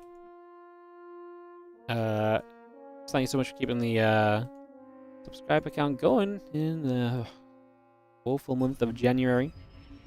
There's a couple of medevacs going to come through. Marines are going to go and unload on that right side. Press through a couple of creep tumors that can maybe be grabbed easily and quickly. Obviously, Gumiho playing bio for this game 3, so switching from that mech to that bio. Making Rogue kind of approach things differently. Rogue's going to get into the Spire, so he's going to play Mutiling for the foreseeable future, and Banes as well. But, funnily enough, no Bane speed just yet. So he's had the lair a while, but still no Bane speed. That's something we've got to get onto sooner rather than later. Otherwise, that could really become a problem, is knock that spore down. A few drones going down. The Heli's just running at the same time. This is now 8, 9, 10, 11 workers killed. So a lot of damage being done initially. 11, 12 workers now going down. Gumiho putting out the pain in these early stages. So it's a lot of damage dealt. We will have, as you can see, this medevac retreating away for a couple moments too. So just going to bring this straight out of the way for a couple seconds. Marines getting underneath and going after that Overlord as well. So just finding a little extra here. Need to play clean up at the moment. Meters are going to chase the medevac down, however, and that's going to make life a little bit tougher as well. Meters good, and meters do indeed deliver a little bit of a blow on that one. So now we're going to see the meters coming straight across the map, so now they can kind of jump through. Now they can put some more pressure in. Now they can get a little bit of extra out of this again. So meters, need to be careful though. I mean, we're up against Marines, we're up against that Cyclone. We're going to try and dive into this, believing he has enough to just make this fight happen. He got rid of the Cyclone, a few Marines go down.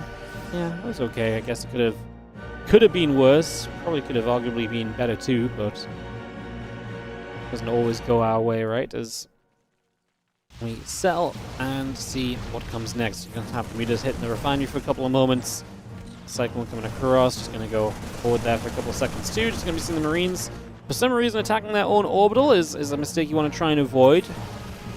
Keeping your own structures alive generally is beneficial in the game where all of your structures dying does in fact lose you the game. So yes, let's try not to attack our own command centers.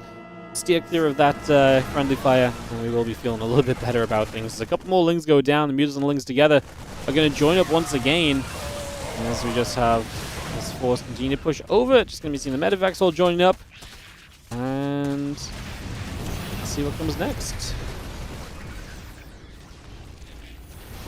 Meter's just going to dive on toward the orbital. A few Zerglings gather up, and we just have, I mean, Rogue still bringing the pressure. Rogue is still kind of on like just a Ling Muta all in, because he's yet to start any upgrades. Like, he's got no future planning, but does he actually just have enough army to make this work? 39 drones only, and into this mineral line. This is actually an important moment or two. I actually think he just gave up so many of his Lings against that SCV defense in the mineral line. This actually looked like he was about to do some serious damage, and he just doesn't get that much done in comparison to expectation. Good defense from Gumiho in that natural mineral line. That's a major play. Absolutely huge.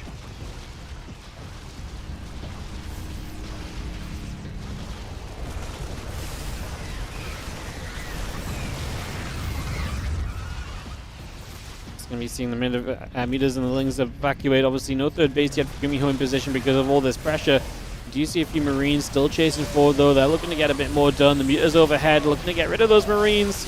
Gumiho has the 1-1, says Marines are strong, but numbers do overwhelm the upgrades to some extent, so that's kind of what we're figuring out right now. So you see the Lings, as soon as they get to this wall off, I mean, you need the meters to kind of bust through the wall quickly. I just don't think Rogue has enough momentum to get through this, and it looks as though Gumiho is making the needed defense at the moment. Damn. Cyclone coming back over. Just going to be seeing the meters are going to fly in overhead as well. And yeah, they're going to try and keep on playing cleanup here as the Marines just have enough defense though, so not going to make too much else happen from this. It's going to be seeing that drilling claws coming up. The extra marines, the medevacs coming through. Wouldn't mind still producing Evo chamber. Meters, bay and speed continue to come up for the moment.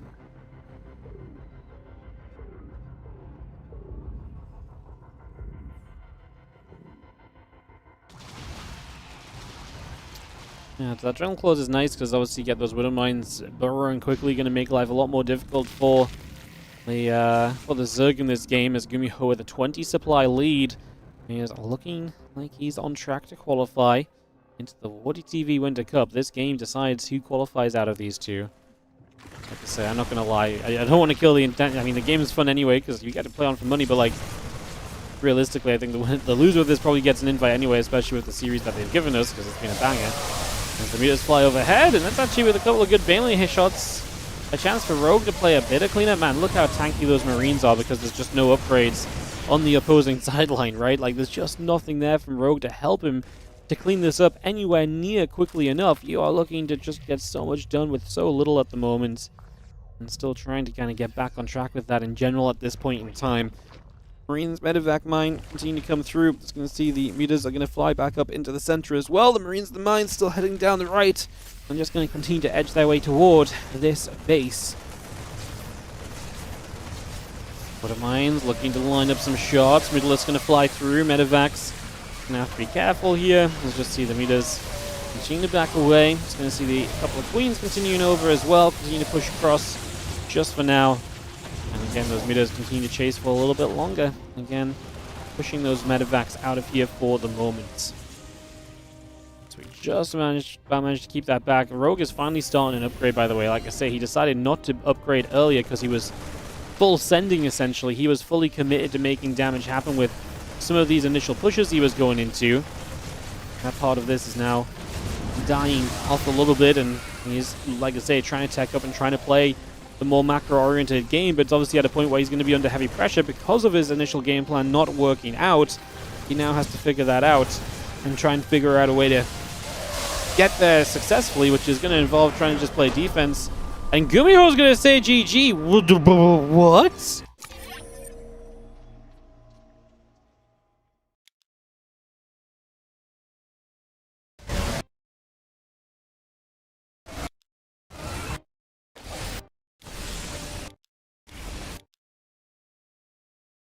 Okay, like Gumiho is... Okay, don't get me wrong. Gumiho's a 2-base Terran, but you're relocating your main to the 3rd.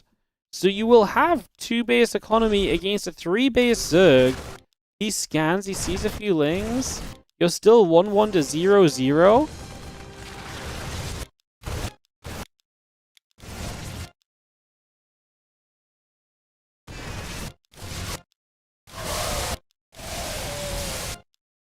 Hey, GG's here.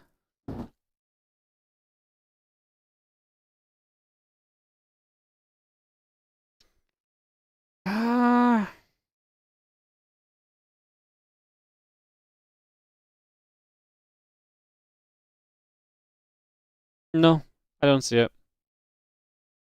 I mean, you will lose a good chunk in this fight. And maybe this is a big step toward Rogue feeling a lot better about this game and to get back on track a bit, maybe. But I don't think this is a leave the game moment.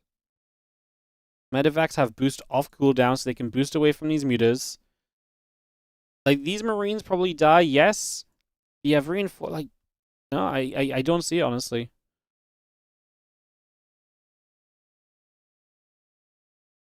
Gumiho loses everything. Even if Gumiho loses everything here, he's losing 5 Marines. He loses, let's say he loses 3 out of 6 medevacs because they can boost away from the mutas as well. Gumiho's about to lose 10 army supply while still killing pretty much all the lings, and there's only 2 banelings in the game. I don't think it's GG. I think you stay in it to play. Like, I think this is a fight that puts Rogue back in the game more so than he was. But I don't think I don't think that's a game-winning play from Rogue.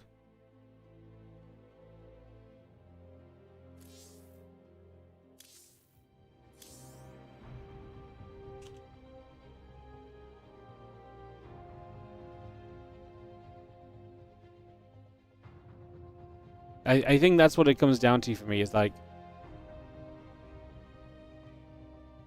that just wasn't enough, you know? Like, don't get like, I 100% agree. Like, it was good for Rogue in that moment. I don't think you leave the game off it. I get why he does, because he obviously feels like he just lost his momentum. And yeah, you're kind of only on 2 command centers, so it's a bit weirder, but I just don't think it's a leave the game moment. Damn. GG's. Alright, let's continue through, guys. Our full round of 8 is set. Shameless 2-0 Cure is going to qualify through over Cure. That's an upset for sure. Damn, that's actually a little bit wild. As I need to swap servers and get into Rogue MaxPax is going to be what we go into next, guys, because that will be ready here shortly. So I'm going to get that ready for you guys, and I'm just going to make a couple of notes so I can sort a couple things out. Alright, alright, alright.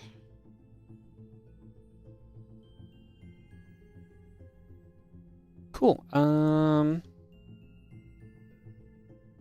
Let me just write down the players who qualified today. So the qualified players are Classic, Percival, Shameless, Creator, MaxPax, herO, Beyond, and Rogue. Cool, because then I can just get my list ready for who we invite. We're probably going to invite Cure, Gumiho, who played the qualifier as Terrans. Do we have any? We invite 1, 2, 3, 4, 5, 6, 7.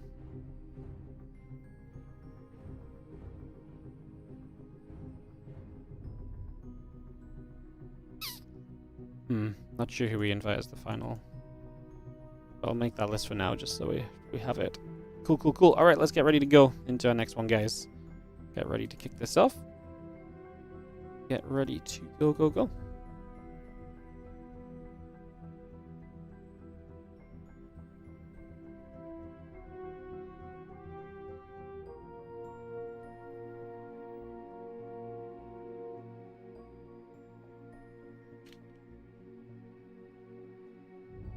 Alright, Celestial Enclave is going to be the opening map of this one.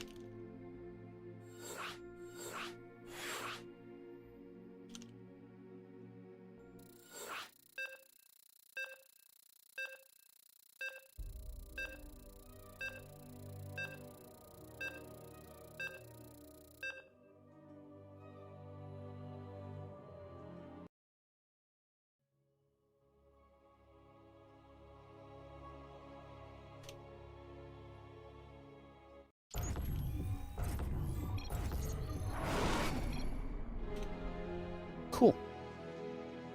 Alright guys, thank you for a little bit of patience. Let's jump into a game number 1 of a quarterfinal. So, quarterfinal match here between the red Protoss player in the bottom left-hand side and the blue Zerg in the upper right-hand side. It is going to be MaxPax and Rogue. Picking us off and getting this one ready to rumble.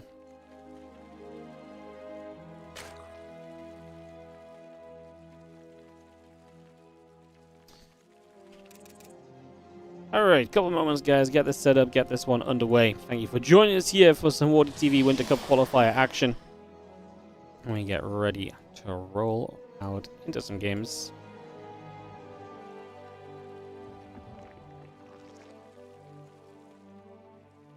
See what is about to take place. Alright, so a little bit of a ZVP now as Rogue just about clinches his way through against against Gumiho. Pretty crazy series. Let's get into this next map then, so we get this started up and sorted out.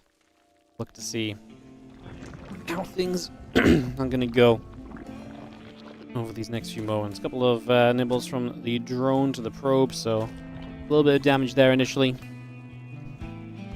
As we play Celestial Enclave, like I said, it's a big map. It always feels like such a macro map, but obviously you do have the factor of this map being a little bit of a different layout and having that in-base expand, and there's a couple sneaky ways that the map layout can kind of sometimes work for or against you, honestly, as well. So that too should make this a little bit intriguing over the next little bit of time. So let's see what happens as we get Up and running. Nexus Cybercore Simulator all coming through. The probes in production.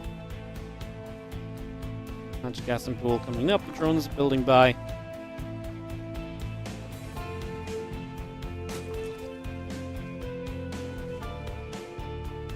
And we get settled in. The first few moments, just get this kicking off. Probe coming through. Take a couple of moments here. Gonna have again a couple queens and that link speed building up as well, so we bring that into play for a couple of seconds. Cut underway. And see where things will head.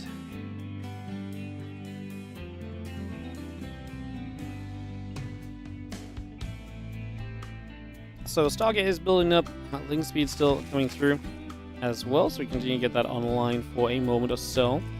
Bring this straight by. Again, the link speed and the queen continue to come through just for the moment. Get that on the way.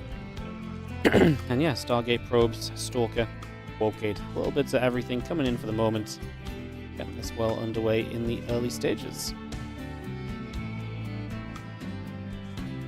Adept, I'm going to come swinging by.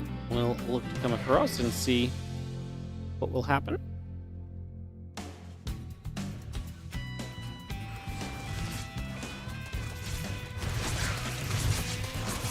Lings is going to get a little surround. Adept goes down. It's going to be seeing that link speed still building up as well. Again, Oracle and the Warp Gate building through. Let me just get ourselves rolling here. The hatchery and the few extra drones continue to produce up. Again, the Spore Crawler building. Let's get that going for the moment. Again, the few queens gather. Take a couple seconds. Oracle and the Warp Gate building into play. So you see the Oracle and the Stalker flowing out into that right side for a couple of moments there. So again, moving across.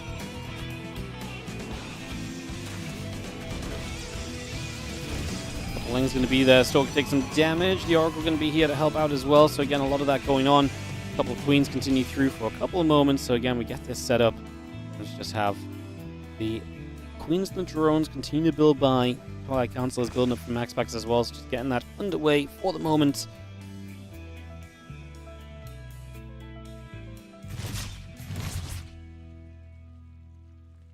And 6 more drones building for now. I'm just going to see that queen coming up. Twilight Council and the additional gates continue to build by. Bringing a lot of that through as the Nexus also continues to produce. So we're seeing MaxPax with the Oracles. Just into the Twilight. I mean, this looks like Glaives, because obviously you're playing a situation here where it's a lot of... you're playing a situation where it's a lot of gates, but no Forge. Oh, yeah, I guess... It can also be Blink, and then you just go kind of aggressive Blink. For some reason, my brain decided to just not remember that as an option, but yeah, that's exactly what he's going to do, and it actually is maybe the more obvious option than Glaives as well. Scan myself into a Glaives prediction that didn't need to be the case. 7 drones going down, so Rogue has lost some workers early, so he's definitely been taking some damage in those early stages. So damage being done, hits being taken. We've seen that +1 and that Blink continue to come through for a couple more moments as well, so getting that set up. And again, +1 Blink still coming by, so again, all of that on the way here just momentarily. Getting this into action as the couple Oracles get pushed back and away themselves for a couple of moments too. So Oracles getting shoved out here. I mean, Rogue needs to keep these Oracles away as best he can, right? If he doesn't keep pushing those back, he's going to end up in more and more trouble, so... Definitely something he needs to be cautious of, as the Hydroden is going to be coming up as a part of this as well. That Hydroden about to finish, +1 missile upgrade on the way through also. Temple Archives, Blink, and +1 building as we speak.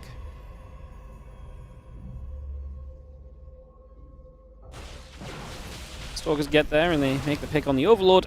And now there's a little bit of pressure already starting up. Because we go into the 4 gates of Blink Stalkers quickly, we have a lot of pressure we can apply, and that's exactly what we're looking for at this current point of the game. So, pressuring forward, just going to be seeing a couple of Adepts will shade through. Ling's going back the other way. Just going to be seeing Stasis Ward coming down the back here as well. Those other Stalkers continue to set up right now. The Oracles will continue to push for a couple of moments.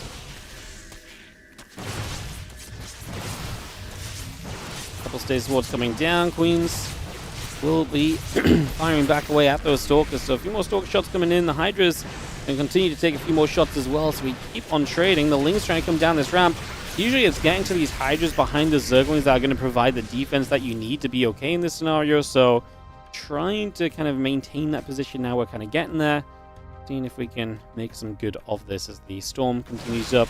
Charging the +1 very much so, still building as well. The Hydras and the Queens still stepping through toward this group of Stalkers here. And like I say, the Hydra count has come up. This Stasis Ward doesn't catch too much, so feels like a little bit more of a little bit of a better position than what we had before, at least. Ling's still chasing. Stalker's still taking damage. Storm and that charge both building into play right here. Continue to bring all of that up for the moment. And those Hydras and the Lings continue to step over, so we're actually going to go to the bottom right side and cancel this base maybe? I mean, we know it's here as Rogue, so Rogue has that much information at the very least, and will commit into the position. The Zealot's going to be there, the Stalker's already going to be here as well.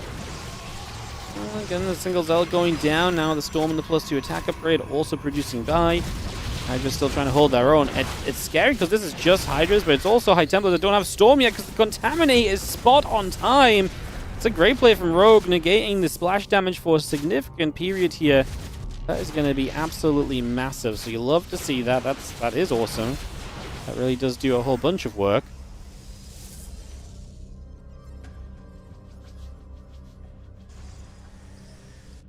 Well, Lurker down on the way, so Rogue is taking this to the next stage of the game right now, getting that set up just for the moment into that next position. A little bit of Zealot Stalker going to come around here, just going to be seeing the Robo facility, the probes, Archons, and the +2 attack upgrade all continuing about as well.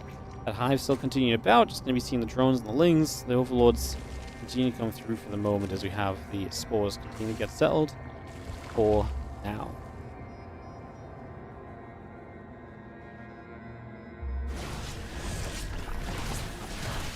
Stalkers and the Zealots gather. Hydra's going to step through. A couple of these Zealots taking some damage as well.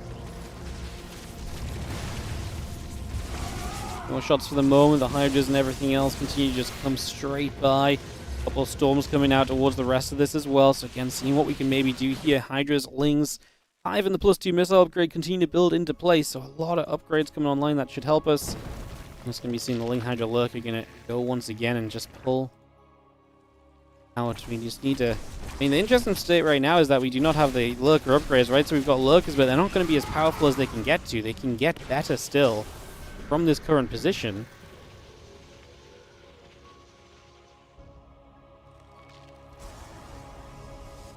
Again, the Stargate's coming up. The Zealot's still coming by. Lings, Spines, the Lurkers continuing up as well. Adrenal Glands and +2 missiles continue to produce on through as the probes come over. The Lings are going to continue to go down that right side. I can just chase across for these next couple of moments here. So again, coming straight out for the moment as the cannons will be in a good defensive place, though.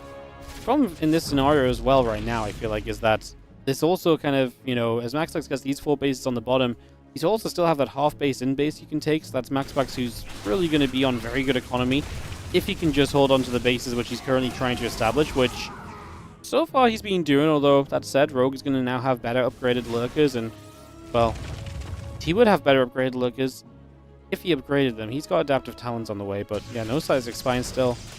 Like I say, those Lurker upgrades need to come through quickly here to get him a little bit more back on track. Knock down this set of rocks, open up this space, and attack pathway through in toward this natural expansion. So in we go, the Lings stepping forward. The few Zealots are going to start charging up. A couple Lurkers already firing away, and these Zealots are going to take a bunch of damage. Stasis catching Hydras over on that right-hand side, and we're just going to be seeing the Lurkers trying to do their work. A couple of Tempests will try and come by as well.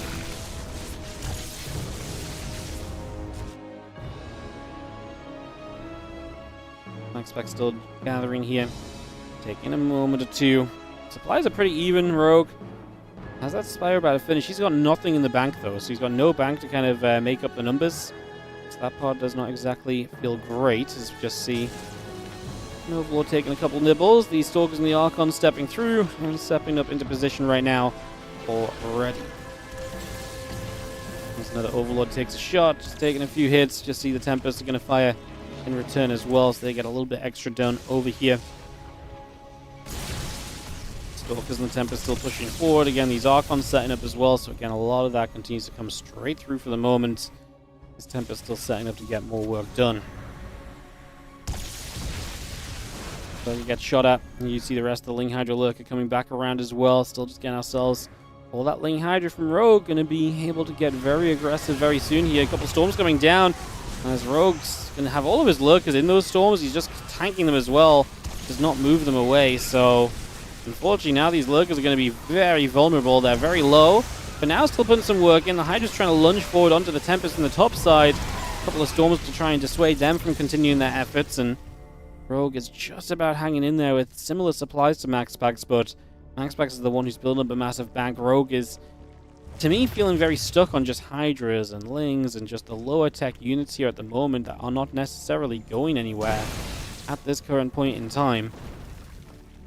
A couple of those lurkers end up unburrowing and relocating. The Seismic Spines will be coming up as well. And again, a bunch of additional Lings continue to build for now at least, so continue to bring that through.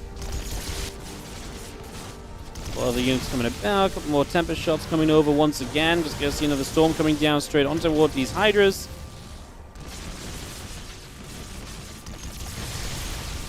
More shots coming through once again, so a few more hits coming about, just getting some more damage done. MaxPax's army's looking a bit too good. Rogue just doesn't have a way to realistically move through this with any sort of level of comfort, basically.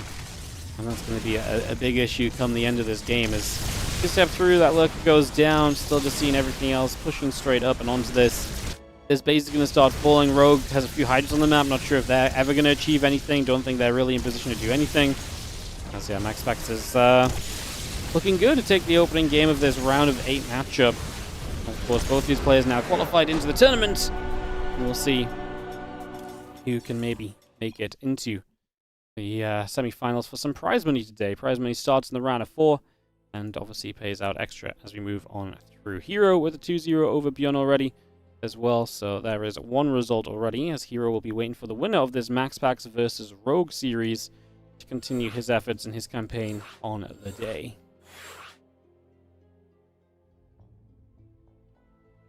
Right, alright.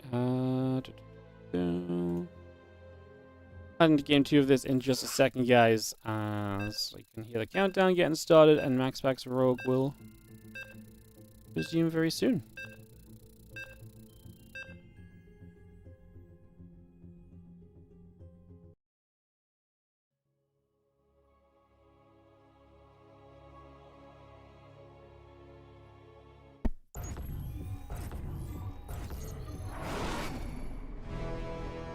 Alright.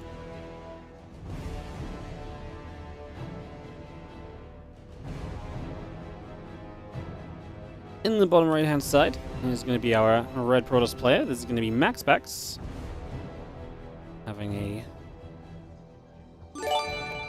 1-0 lead in the best 3. Let's go. What's up, Legelot? Thank you so much for the 11-month resub. Appreciate you. Thank you very much indeed. Top left Rogue down a map, looking to bounce back. We get this on the go.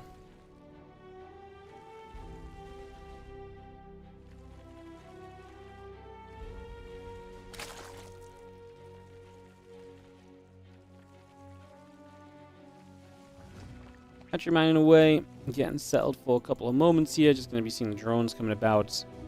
And gate and the gas coming up as well. So we get this straight through for the moment.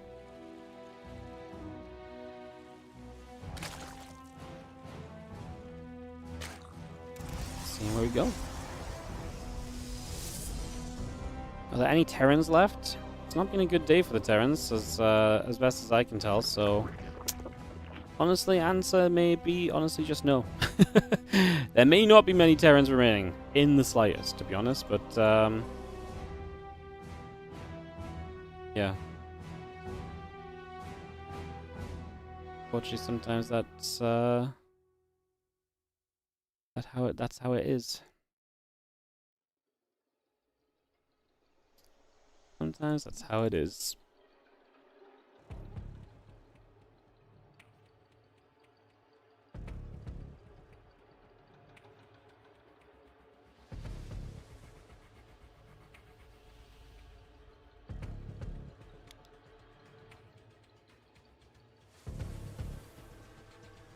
Overlord heading to that bottom right side is just going to be making a little bit of a move here initially. He's just going to get set up with that for the next couple of moments. We get this underway.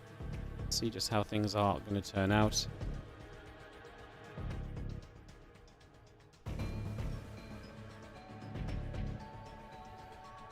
Overlord moves about. Yeah, Stargate coming up. Nexus continues to come through. Just going to see that Ling Speed, the Queens, the Hatch, and the drones building through as well. So again, a lot of that coming straight on in right now. Stargate and a couple of probes in the Adept continue to come about, also bringing that straight into action. Just for the moment, Stalk on the Warp Gate building. You can see that one Adept is going to step forward already.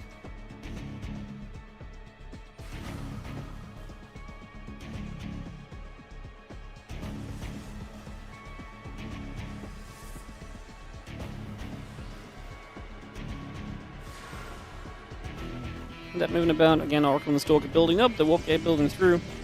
The Lings and the Overlords coming by. Ling Speed is going to finish very shortly here. Got a lot of this settled for the next few moments as those drones build through the hatchery. Coming up on that left-hand side as well, so just bring that straight into play. And seeing where we go. The Adept is going to shade about for a couple of moments. It's going to move through. Trying to see what else is going on.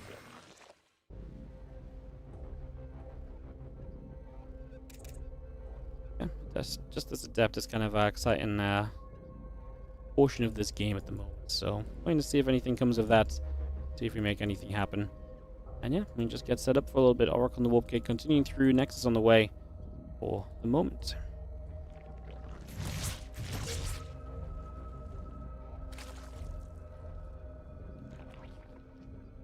And there's a couple of spores still building by as well. Let's just bring those straight up. The drones, the Lings, the Queen. Also producing through for now.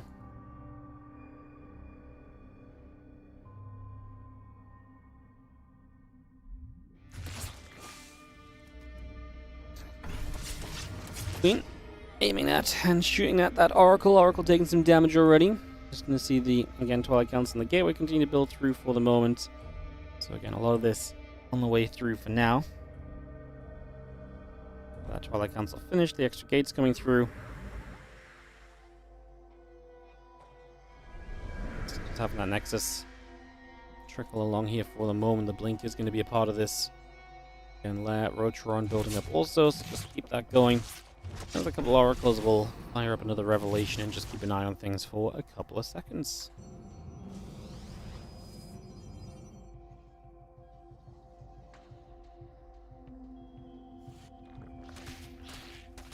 Lingless Queens will get it. I'm just going to be seeing the couple of Oracles will take some shots, so again, some damage being dealt pretty darn quickly. The Oracles will come around and see the Queens gathering right there, as we just have the, again, the drone. Little bits of everything coming through. Kind of really waiting for this Blink to settle into this and to make something happen in the next few moments, because that will be our major point of interest here in the near future, I would imagine. What server is this? We are on West, so it's a Central West Central kind of day. It's a Central West Central kind of day. Bling's gonna nibble through onto this mineral line. It's a nice little run by from Rogue, but he is under attack on the other side of the map, so dealing damage is all well and good if you're not taking significant damage at the same time, but that seems like that might be the case. A few pros going down, the Stalk still pressing up.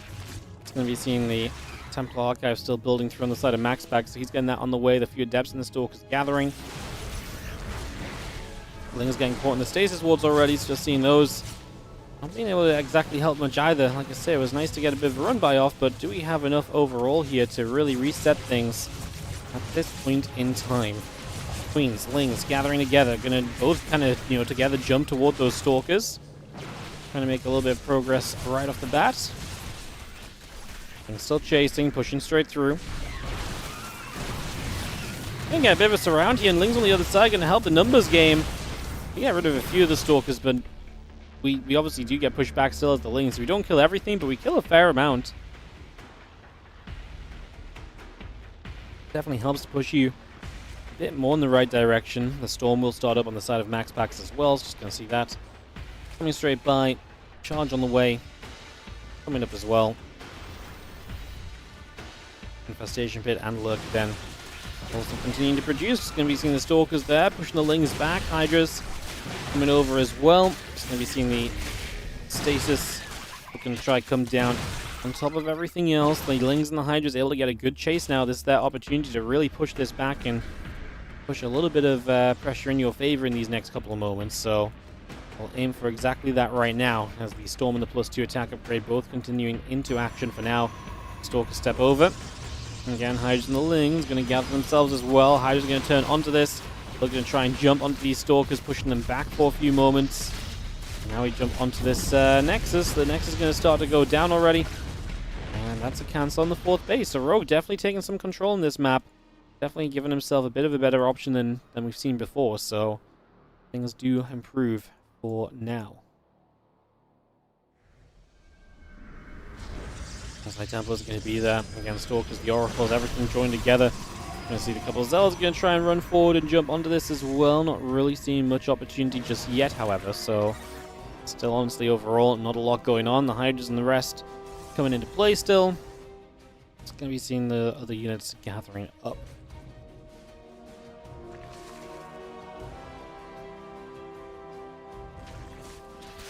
Let's join in. Just going to see the Hydra's going to be a part of jumping on those rocks to try and deal a bit of damage as well. Again, Fleet Beacon, Nexus all building up. The Archon and the +2 attack upgrade going to be part of that also. Again, melee upgrade and the +2 missiles also building into this as we speak. So we continue to get that on the go just for the moment.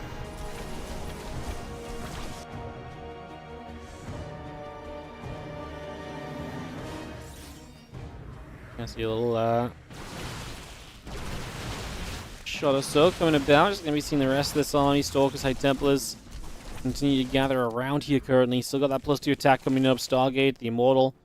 Everything else still, like I say, on its way in for now. So a lot of that's still very much so, as you can see, getting established here currently. The Lurkers going to move over, and they're actually going to get a good jump on this army. State Sword going to save a couple of units right off the bat, so it's going to make that a little bit safer than it initially seemed. The Storm's still settling down. Take a couple moments, but yeah, that was a nice initial jump right there. +2 missiles, +1 melee continue to come about as well, so those upgrades finishing up from Rogue. He's going to be maxed shortly, and is going to be full strength to try and strong arm his way into something more of an advantage sooner rather than later, it would seem. So we're approaching that point very swiftly here.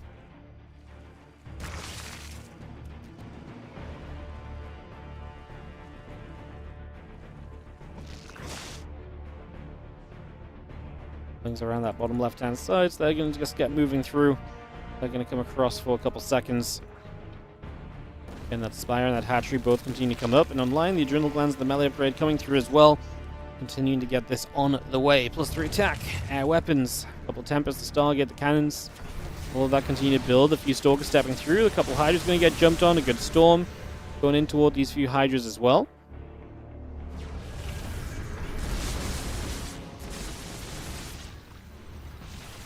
Yeah, very solid Storm. The Lurkers and the Hydras continue to settle. I see the Tempests taking after the Changelings.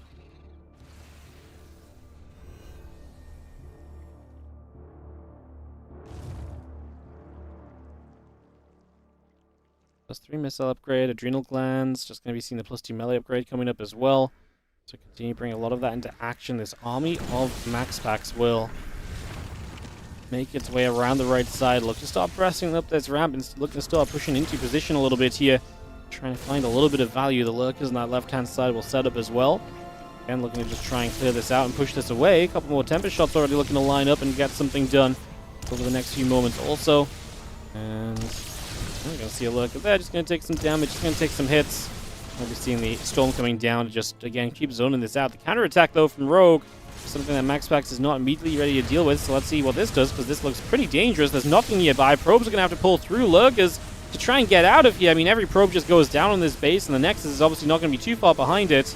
But you at least see some Zealots and everything else showing up, so maybe the Lurkers will fall, but they got at least some units in the process.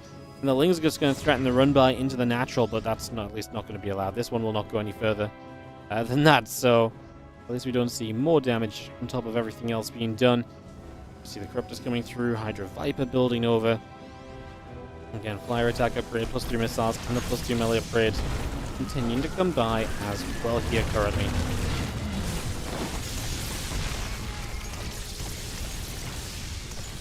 Again, Tempest is going to be coming around the Mothership into the main base to try and help play cleanup against the few Lurkers that made their way in here. So just going to try and, again, shut this down and stop this from going any further. Trying to dive forward at the same time. Rogue in the middle of the map doesn't really have enough Corruptors. He loses everything that was on the ground. Supply-wise, overall, Rogue has a mild lead, but his army supply is in trouble. And MaxPax has a ton of money already banked up, and that's a major issue. That MaxPax already has so much in the bank really does kind of throw a spanner in the works here, because that's going to leave you in a position where it just becomes so difficult to really do anything at this point if your opponent can afford so much, and you're on kind of the verge of kind of, you know, being broke.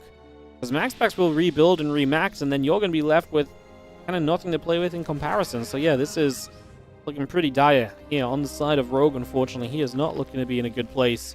And this game is going against him very swiftly right now.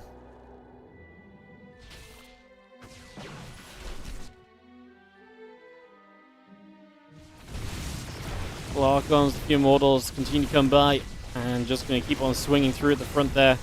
For a couple of moments, Hatchery will start to fall. The Hydras, the Lings continue about. See the recall going to come around as well. Just going to recall that straight into place at the moment.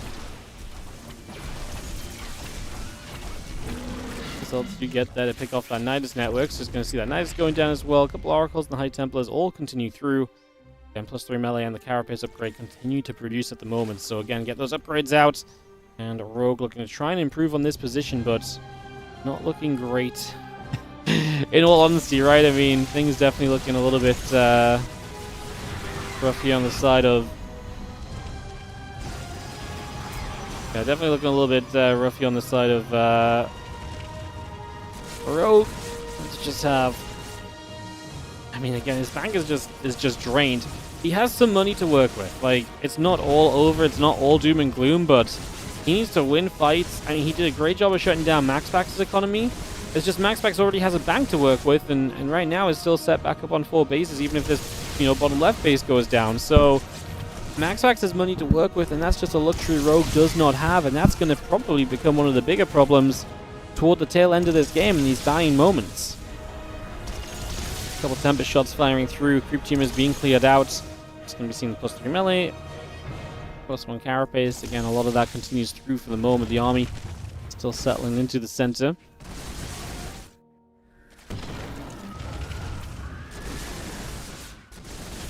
Couple more shots coming through. Those Zerglings just going to be backing away for a couple of seconds as well. Just going to be seeing everything else. Readying to try and, again, fight where possible here. This hatchery goes down, so Rogue not allowed the gold base. I mean, there's no world that MaxPax was ever going to let that come online, right? So that should not come as a surprise. That should not be a shock to the system at this current point. With the storm coming in, the Overseer will take a little bit of the damage already. The Ling Hydra Lurker gathers back together again.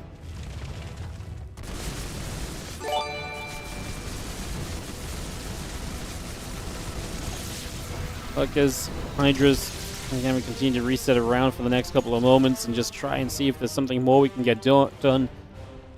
Like I say, I mean, it's weird because Rogue's maxed out, so it feels like maybe we shouldn't be so negative for him, but it just feels like this army of MaxPax is looking so difficult to stop.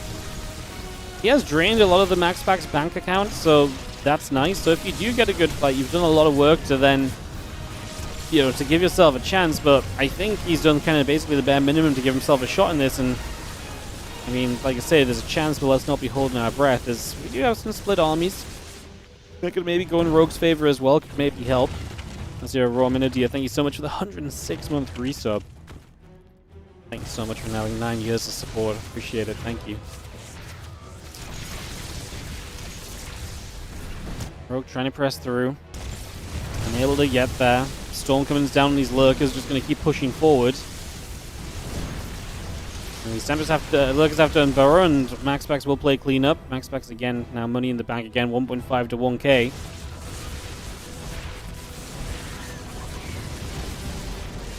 See, there's the recall over here to play cleanup. It's going to be interesting because you recall right into trouble, but if you have enough stuff, then the recall is going to be effective and you're going to clean up everything. So Rogue gets pushed back. His gas count goes to pretty much 0 once again. And MaxPax in the upper right is going to look to deny this base, where we've been in a game where it's pretty much been pretty non-stop. A case of, I mean, 5 base versus 5 base. And denying this space up here would kind of keep Rogue away from a fresher mineral line, which he might just need in the long term. if he really wants to see some of the final successes in this game to see it through to a GG in his favor. Not there yet. Just for now, as the lurkers burrow up, they're going to get in after a couple more units here. A couple of probes still going down as 12 workers being killed, so we get even more damage done on the back of all that. Hydra's still moving around. The Lings and the lurkers still coming up. +3. Flyer attack upgrade coming up as well. And just see MaxPax continue to push through. 15 probes went down for him, but this army is one which, again, I really believe in. Is what it comes down to. This is the entire point of why I feel like MaxPax has been in a solid position throughout this entire history of this game, in recent history of this game at least. Because to me, this looks like an army that just doesn't die. He tanks the parasitic bomb, he already knocked down a base here, and Rogue just doesn't seem like he has any sort of answer to this at the moment. I don't think there's really anything here which Rogue is suddenly kind of bouncing back from or anything, so... Problem is these Hydras just feel like, I don't want to say they're dead weight, but they're not exactly providing like a major kind of winning move or anything right now, right? It's rough. GG's. Rogue knows it. We've kind of seen it coming right in on the wall for a while. And MaxPax is going to take game number 2 of this best of 3, and we'll advance through to the semis. The semis are going to be a PvP affair, guys. It's MaxPax versus herO and Classic Creator. I said to Classic and Creator that they could start already, so they can begin. So yeah, semis will be at the same time today. Let me just send out messages to players quickly.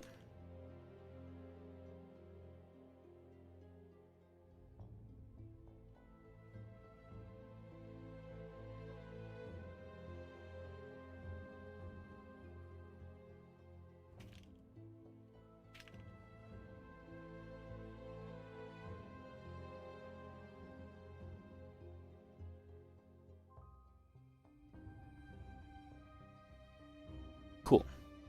Let's try and get the messages out quickly so we can get forward, guys.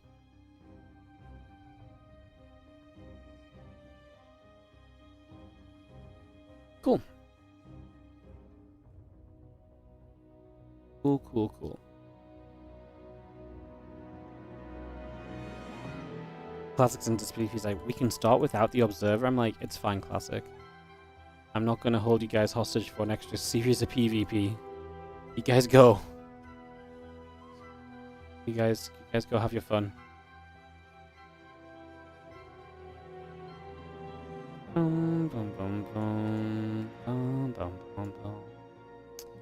Alright.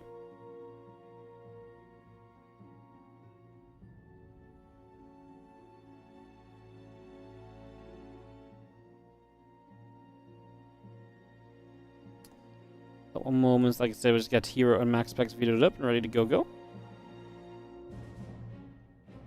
I do think as well, guys, it does look like I'm gonna absolutely have enough players for every group, so I'm pretty sure we will be able to go ahead with tomorrow's group. There was going to be a concern I maybe couldn't convince enough people to play tomorrow, but it's looking pretty positive that tomorrow's group will be able to go ahead, so that is some good news for us overall. Alright, yeah, we'll wait for herO MaxPax, guys. So we're going to go herO MaxPax PvP, and then the winner versus Classic or Creator for some prize money. As like I said, at this point we are, but we're just going to let both the semis start today. I'm still, I had a day off yesterday, but my throat's still not 100%, so I think if we could just make the day a bit shorter, because we've got some longer days in a row coming up, so just going to try and not, you know, make this too crazy for the sake of an extra PvP series. It's basically the TLDR. So, yeah. And once we wrap up, there's other StarCraft going on today, because there's the big Gabe Cup going on as well, and we'll send you guys over to that. When we finish up, we'll send you guys over there to enjoy that.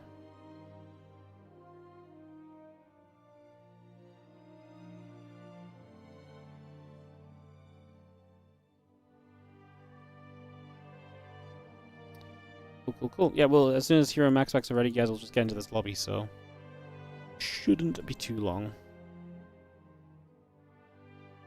Is Dark back from the army soon? About 8 months or so. It is this year that he returns, but obviously, yeah, it's this year that he returns, but it's going to be towards the end of the year. Why is there such a gap between Group C and D? Because if you look at the StarCraft 2 schedule, there's not a single empty day between Group C and D, is my guess.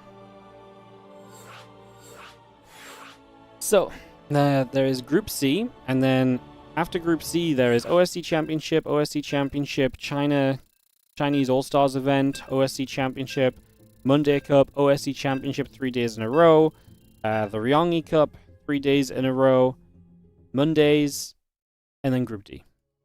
So there's just non-stop games. I'm actually away the weekend of the Ryongi Cup group stages as well.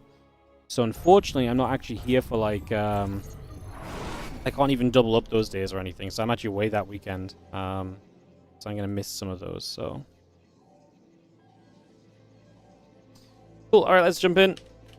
And let's kick this off as we have in the top right side of this PvP, the red Protoss player. To start us off is going to be MaxPax. Taking on the blue pros in the bottom left, who's really had MaxPax's number lately. This is herO. Excited to see what that involves for us then, as we get this up, rolling, and ready to go. Lots of SCT to look forward to. Yeah, there really is, honestly. There's a lot going on. It's very fun times to be in the world of StarCraft, so yeah. Looking forward to keeping on bringing you guys a whole bunch of games. Gates and the Simulators coming up right now, so we're going to get that on the way initially, bring this straight through. Just going to be having the probes. I'm going to get to work there as well, so yeah, we'll just get that started for a couple of moments. Like I say, we'll see where this goes over the next few moments. Get this underway.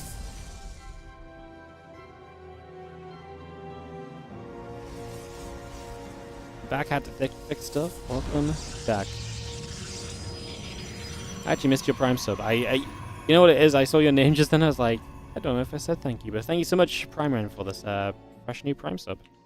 Came up while we were in-game and things were busy and all that kind of all the usual excuses. You guys know me. I've got excuses ready to go for any reason. Alright, real talk. Gate Cyber Cores coming up. We get this up and going.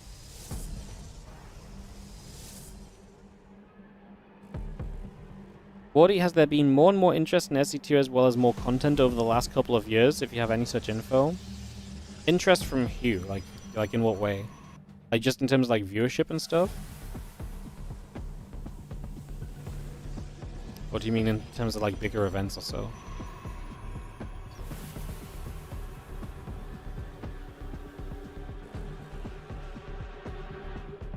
Robo facility from both, by the way. They're both building it out on the map. It's so weird to see MaxPax kind of building the forward Robo, but he's had such a bad time against herO lately. I don't blame him for mixing it up. It's actually going to be kind of funny. In terms of events, I have no idea, mate. Pretty much the only events we get outside of community efforts are like EWC. Everything else is pretty much community based, so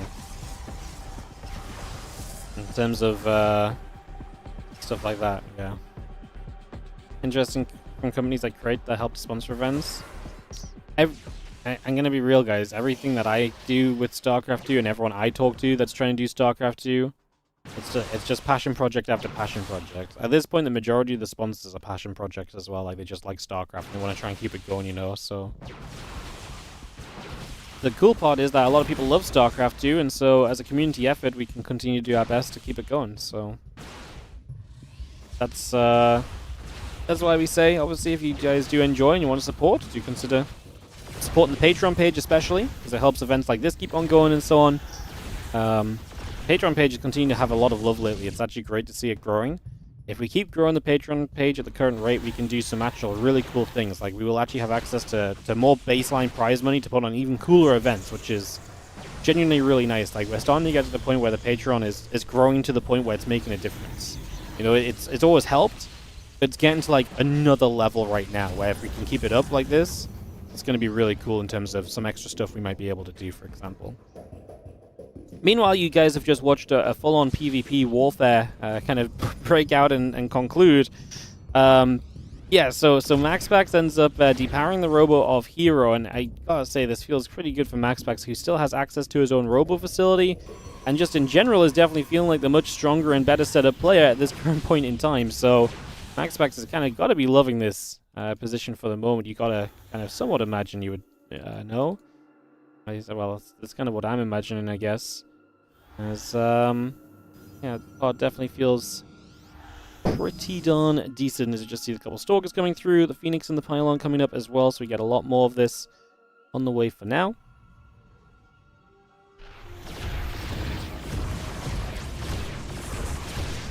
Just going to be seeing a couple of Pylon, Immortal shots onto the Pylon, going to be good. herO, I think herO is just, I mean, so hero's up a few workers, but the problem, I mean, he's on the Stargates. He's basically going to, we're basically seeing, can this Stargate be good enough against the Prism and so on? There's actually going to be a dead Prism, so the Immortals at least get away. He'll drop the recall just to evacuate the Immortals.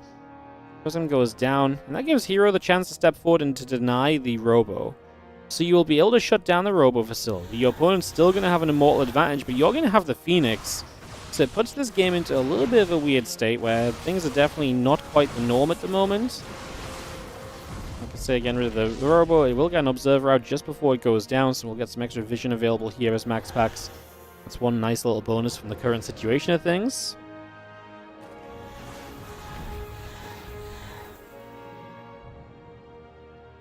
And herO will be the player to throw down an expansion. Can MaxPax attack into this?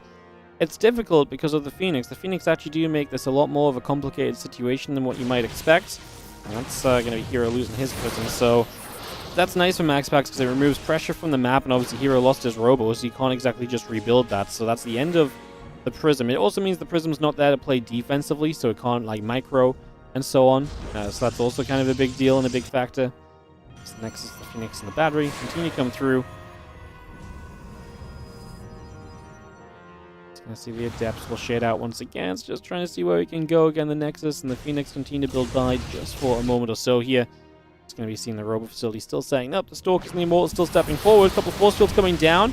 The Stalker's gonna get caught in amongst those force fields initially. Now we break out into this fight, and well, the question is, do we have enough damage output? The Phoenix are across the map for herO, so they're just not where they need to be. If there was any hope of this, the Phoenix had to be involved. And, yeah. Yes, you might be able to see the Phoenix. Not gonna be, like I said, just nowhere to be seen for way too long of this.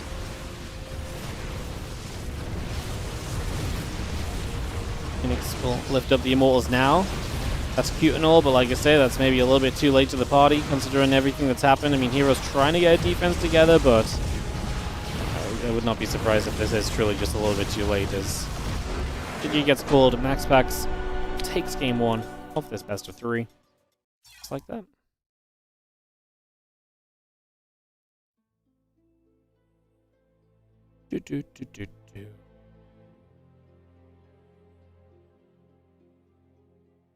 Alright, game two coming up in a second. It's going to be MaxPax to take the 1-0 advantage.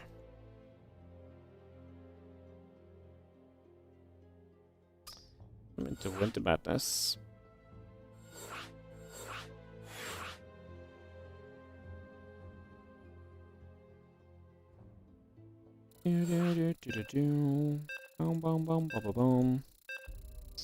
Bangamuch, genuine question. If something is not annoying to control, but it's slow and it slows down the army movement massively, does that not then make it, in theory, by the same logic, hard to control?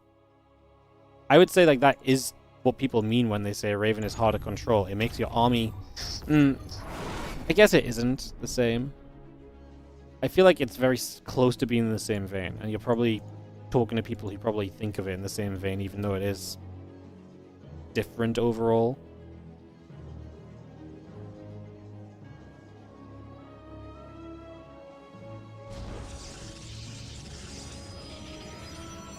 Going to top left is going to be the 1-0 leading player. It is MaxPax. Would love to get a win over here, because I do feel like it's been a hot second since he's seen success against this opponent, which is a weird feeling for MaxPax. He's usually so good in the PvP, and clearly he's feeling it a bit because he proxies a freaking Robo facility, so he obviously sees the need to kind of mix up his game plan from the usual expansion-based play.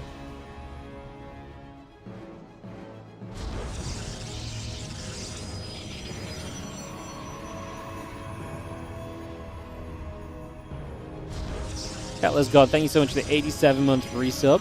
Appreciate you. Beautiful, beautiful. Thank you so much. Chrono boosting on the Nexus. A couple of gates in the assembly all coming around. Getting ourselves settled here. Those assemblers building into play, and we will see where we go over these next few moments.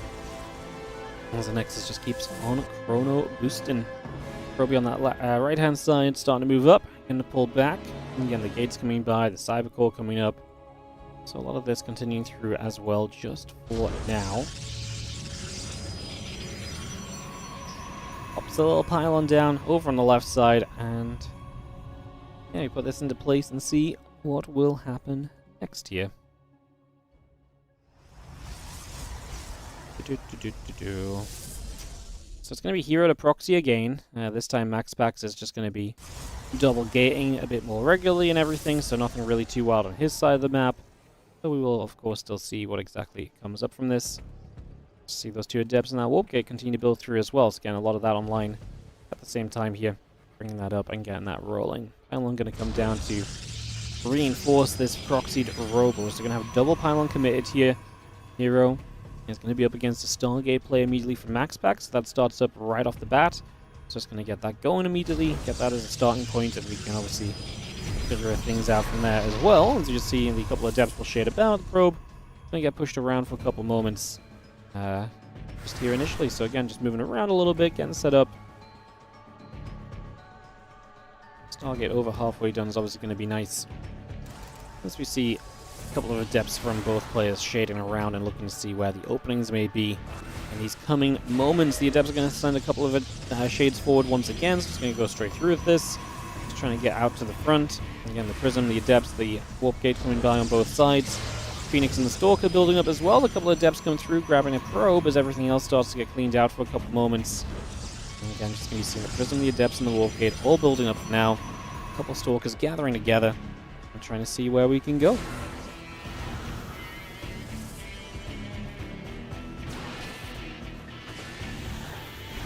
Stalkers are there. Prism taking some damage. Just going to be seeing the Phoenix popping. Going to come about, go after the Prism as well. A couple of adepts continue to make some work through. A couple of probes going down already. 3 workers being killed initially.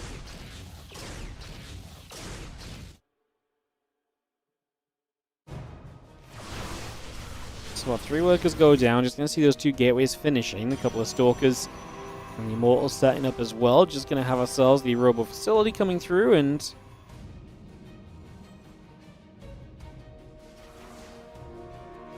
it's going to pull back over here, ready to lift up a couple of these adepts, so try and deny this.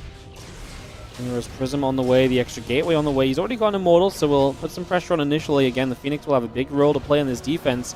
What's funny is that is going to be a Phoenix defense, though, right? You know, so often in this scenario, you would see the defense being based around the Void Ray or so, but it's actually going to be Phoenix here from MaxPax to try and make, like I say, a bit of a defense happen in these next few moments and over the course of this. So, see how that goes.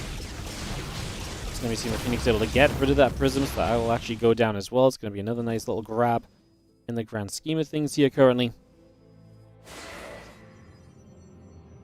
Stalkers, Adepts, the Immortal continue to gather up, and it's going to be going for Pylons. The Pylon taking some damage right off the bat, a few shots coming straight through. A little bit more damage being done there immediately as well. It's going to get back onto this gateway, and the gateway will, like I say, take some immediate damage pretty much. So it's something that you can kind of work through here as herO. You get rid of 1 gate, the Immortal taking some shield damage, but not much more than that. So this part seems pretty fine too as the Adepts get in, and we will see the Phoenix trying to be the defense there. And we continue to gather back around. The Phoenix and the other units just going to join up in the skies. The Stalkers and the Immortal will try and find a little extra, as we've already seen. Just poking forward, just trying to get as much done as possible right now as the Prism very nearly goes down. A couple units in the back getting some damage onto it, so Prism taking some pretty hefty shots. Doesn't drop for now, but like I say, is one of those moments where you've got to be a little careful because you don't want things to go too wrong. Really want to just get rid of this gateway so we have a bit less production on the other side. We have a new gate that's coming up from MaxPax as herO currently sits 33 to the 26 army supply in this game. Worker count's very even in this round of 4. Again, the Stalkers, the Immortal continue through. Sentry goes down. A couple of Immortals still taking some shots. Phoenix gathering as well. A few more Adepts just going to start warping in right here and just going to be pressing straight through to the front, shading upwards. Immortals going to try and step forward. A couple of Immortals going to take some return fire. Phoenix coming back there for a couple of moments, trying to get involved. A couple of these Adepts taking damage as well. It's going to see these Immortals going to have to step away. One Immortal goes down. The other Immortal's going to lift back up, peeling away here. herO, significant supply advantage. And at this point, these Adepts are getting rid of some of the probes in the mineral line too.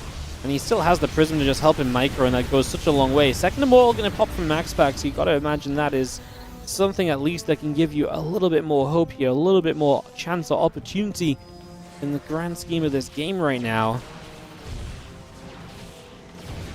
Still pressing up. Stalkers and Immortals going to be right there. 35 to 28 army supply. Phoenix, a couple of them still available for some lifts. Maybe we could get a lift on an Immortal. Maybe we can kind of, stop it from microing back into the Prism to escape from trouble. That's kind of the situation we're kind of, having to play out from at the moment. That's, where we are and where we need to, like I say, get away from at this point. Of course, we're coming down. A couple of Immortals are going to be held back for a couple of moments too, so just not going to let anything happen there. A couple more lifts taking place. Let's continue over.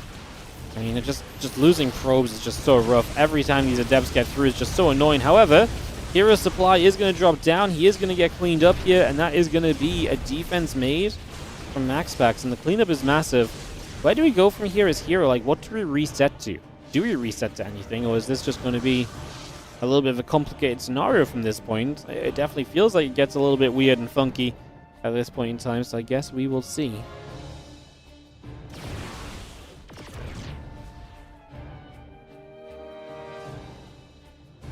Stepping about, Immortals and the Stalkers gathered, a few Phoenix moving through. You can see the Prism warps in a couple more units. The Phoenix is going to jump there. The Prism will take a few more shots. It's going to be kind of close to going down, and it will go down, as now we have no micro potential, and these two Immortals are powering.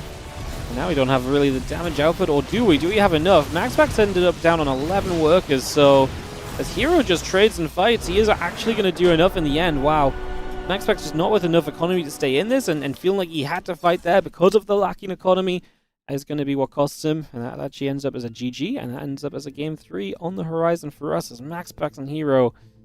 It was the fun PvP we kind of expect of MaxPax and herO, to be fair. And like I say, going to a third and final game of it. Set this up in a few moments. Meanwhile, Classic already 2-0 to Creator, so that is going to be decided. And yeah, it will be Classic versus the winner of this series in a best of 5 PvP final today, guys. So that's coming up soon. Get that going. As soon as this series finishes, obviously. So back to back. Go from there. But yeah, nice that, like I say, we should be able to get enough players up as well for the tomorrow's games, which, like I say, I was initially a little bit concerned about, but that is a good bit of news. Let's just have everyone into 10,000 feet for this game 3, guys. So kicking this off, deciding map here. herO versus MaxPax. Let's go, go, go. Get this going. 10,000 feet. It's going to be our map as we have in the bottom right-hand side. The red Protoss player is going to be MaxPax, taking on herO, our blue Protoss in the top left.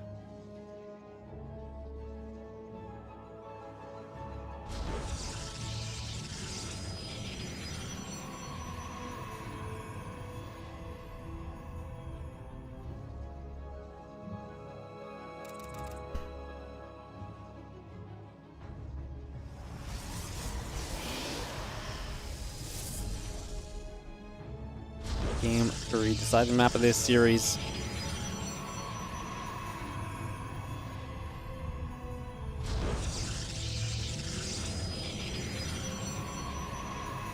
Gates building, simulators building.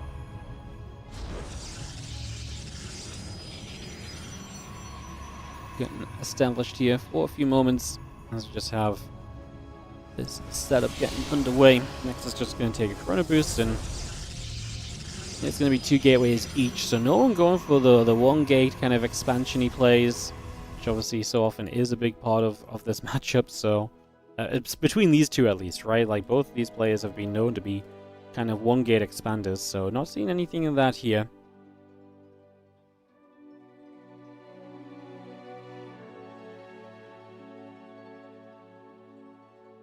Gates, cybercore, building up. Just gonna see these probes coming through. And set for a couple moments as we are going to be seeing pylons on the map. I mean, herO has an aggressively placed pylon to that right side. That's like a Stargate proxy pylon or just a hidden pylon. He actually checks over here and he sees the probe of his opponent hiding. So herO knows that there's a probe there, so he'll know there's likely a proxy going to be there. So he saw the probe and then just pulled away. He did see it, right? I don't think it got line of sight blocked. He didn't actually see the pylon, but I'm pretty sure he saw the probe. Robo goes down from MaxPax, so back to the proxy Robo. It's fascinating that MaxPax is just proxy Robo in general. Yeah, okay, herO knows he's going to show up now. And this is too committed to really just cancel up, so herO is going to show that he knows, and he's going to play a defense in this game. 2 Stalkers, Chrono Boosting initially. He can go from there into the next phase of this. And decide what he would like to do. And how exactly his approach is going to go over these next few moments. The probe nibbling at that pylon. Probe facility coming about. Stargate coming in from MaxPax as well. So he's going to be looking to go into Stargate as Stargate comes in from herO to play the defense. And then MaxPax essentially has a counter Stargate to that. Oh, we're going to cancel the Robo. So he actually is just going to cancel it. He doesn't think he can get it up and make the most out of it. Wow. I mean, I'm not going to say that that's just not good, right? Because there's a major tech it's a major tech investment that then goes down the drain. That said, this could turn into Stargate. Is there a world this goes just Stargate, Stargate, Phoenix, Phoenix? Obviously, we're going to start expanding as herO. It's going to get very weird very quickly if that's what this becomes. Plain and simple. That's going to get very weird very quickly if that's what this becomes, actually. Like, this is going to get to be a very interesting tail end of the game. I am already very enthused by what the hell we're about to see here. Amazing. Stalker's going to get in after the probes. That's going to go down. That's going to be a nice little grab as well. Something extra already being picked up as the Oracle continues into play from both players. Get that through as well. For the next couple of moments, just going to see that Oracle still moving about then. That panel on the right side from herO. And yeah, Oracle into Void Ray out of herO, while we'll just see Oracle into Oracle from MaxPax, but both players playing the Oracle most importantly. And so we're not going to see some weird kind of Phoenix versus Phoenix situation, which really for a little bit could have maybe been a possibility, right? Not quite going to be the case in the end. Oracle activating, a couple probes begin to go down. Stalks back up in toward the main base. Again, the Phoenix coming around. Void Ray coming up. The Oracle going to activate through for a couple of probes already. The Stalks will be there to push the Oracle back away for the moment, and actually going to kill the Oracle. So herO just loses his Oracle immediately. That gives MaxPax an advantage. Now he's got 2 Oracles in the game for 0, and so he's got a good chance to be able to utilize these in the near future to get some more value and to push himself into better and better positions.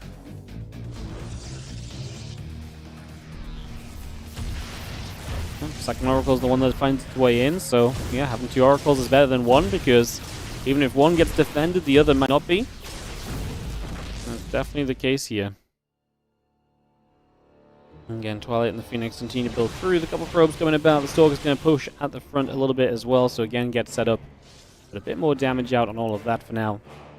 The Stalkers and the Void Ray combining to put some damage in, and we just push away. The couple of Stalker shots continue to come through nicely for the moment, so good damage being done. It's going to be seen that Void Ray gets very low, is going to go down. Now another Stalker being picked off as well. Messy fight. herO has a lot of army supply right here. A couple of Adepts going to shade into the front that can either tank or go run through and harass. For now, they're just going to show us that they want to try and maybe tank a little bit. So, a little bit of tanking action for the moment. Adepts still moving around a little. The Phoenix joining up together.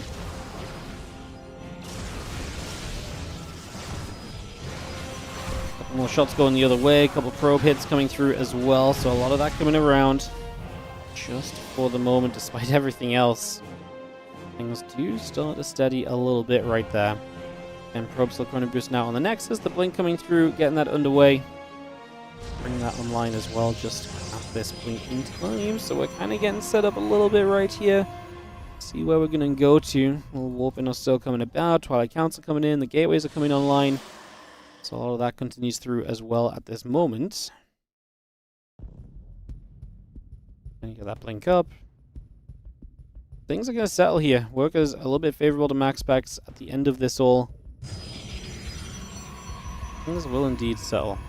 Considering the way that things started out, this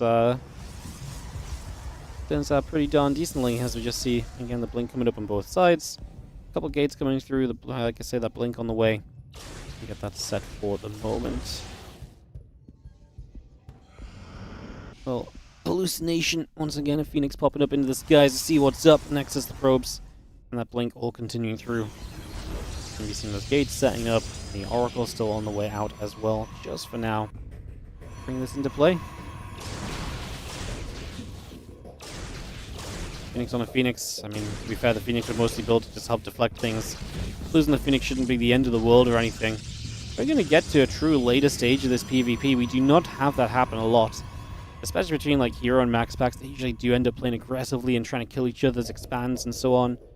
Are we actually going to get tread to a bit of a longer PvP between these two awesome Protoss players here? Definitely feels like a possibility.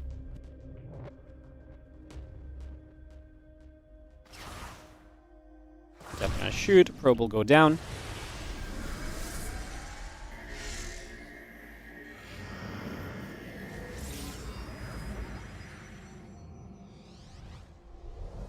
Yeah, Blinking +1 coming up. A couple Stalkers and the Oracle still coming through.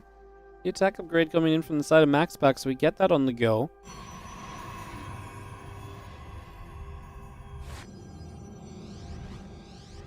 Capture shades around the sides. A couple Stalkers going to get wolfed in once again.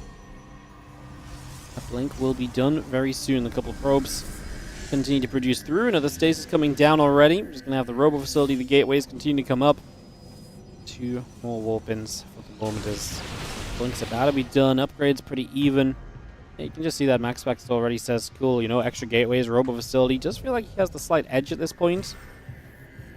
Just the little things seem to be kind of, you know, trailing over into his favor, it feels like, so maybe something to think on that. As we see the Stalker stepping up, Pylon's going to end up going down.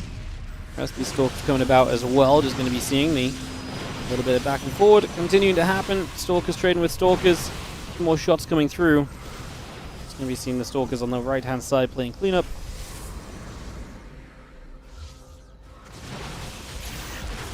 A couple more hits coming in once again. There's a Assimilator taking some of the shots right now, but reality is we've got a lot of aggression continuing to push in here. These Stalkers going to blink up. We're going to get in after those other Stalkers for a couple moments again. Some more damage being dealt.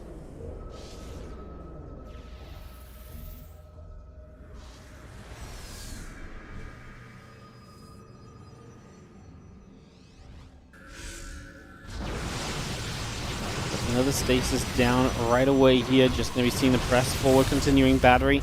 Getting cancelled. Stalkers are going to trade. And charge coming up. Next in the gateways coming online. The Stalkers will fight once again, so a bit more being done. Stalkers still pressing across just for the moment.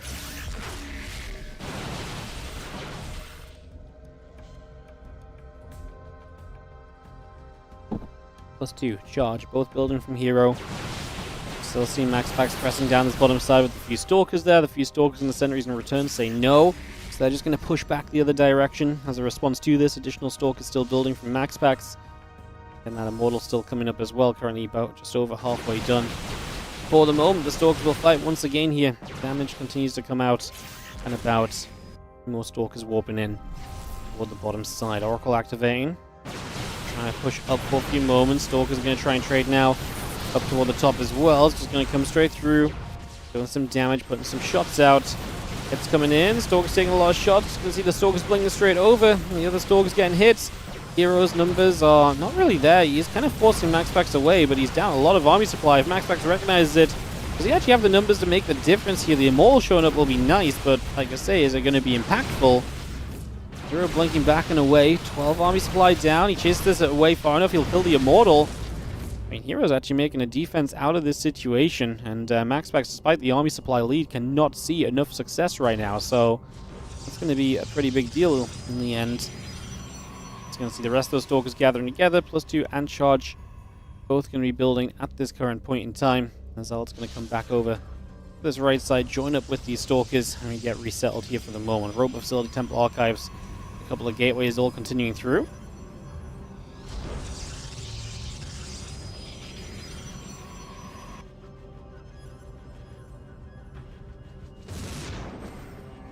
Stalker's blink back over to the left again. A few more Adepts just warp straight south. Sorry, just warp straight into the center of the army. Comes back around. Pushing over for a few moments.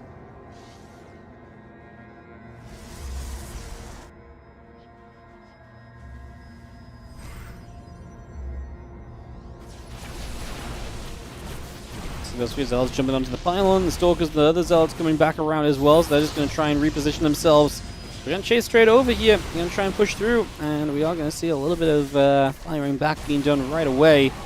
Just going to be seeing that Stasis Ward coming up as well. So bringing that straight into position here is...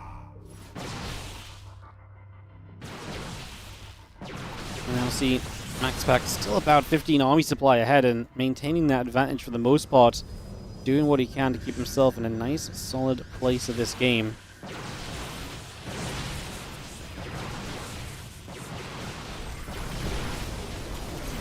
Big a fight breaking out. MaxPax up that ramp. We got that a little bit of Archon involvement here on the side of herO as well. Still trying to just, like I say, get up and involved in everything else. So the Stalker's going to finish off the Temple Archives over on the left side. So that will go down. I'm guessing the Zealot's going to end up charging through the other units. I mean, hero's going to try and push up this ramp. A couple units will come in from the left, but just doesn't seemingly have the numbers. This time it does look as though MaxPax's army supply kind of reigns true in the fight, or does it? He's running out of Zealots, and if the Zealots can be in front and be tanky, that might give herO enough. I mean, he's getting rid of the Immortals very quickly because of that.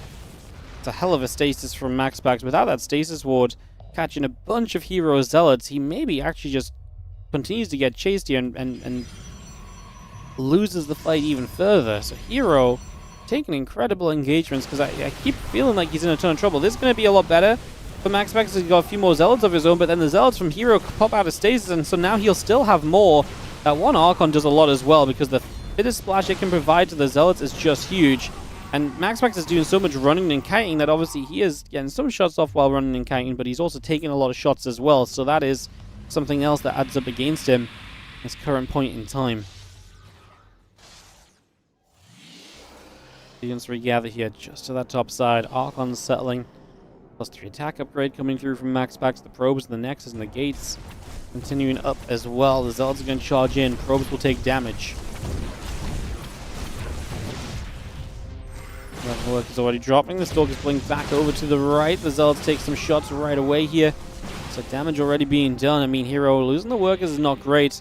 Trying to stay, you know, in any sort of stable position that you can find at this point. So, yeah, not ideal when things start to fall apart there a little bit. So, ideally we get that fixed up for the near future. As you do see, Stalker's going to come charging up.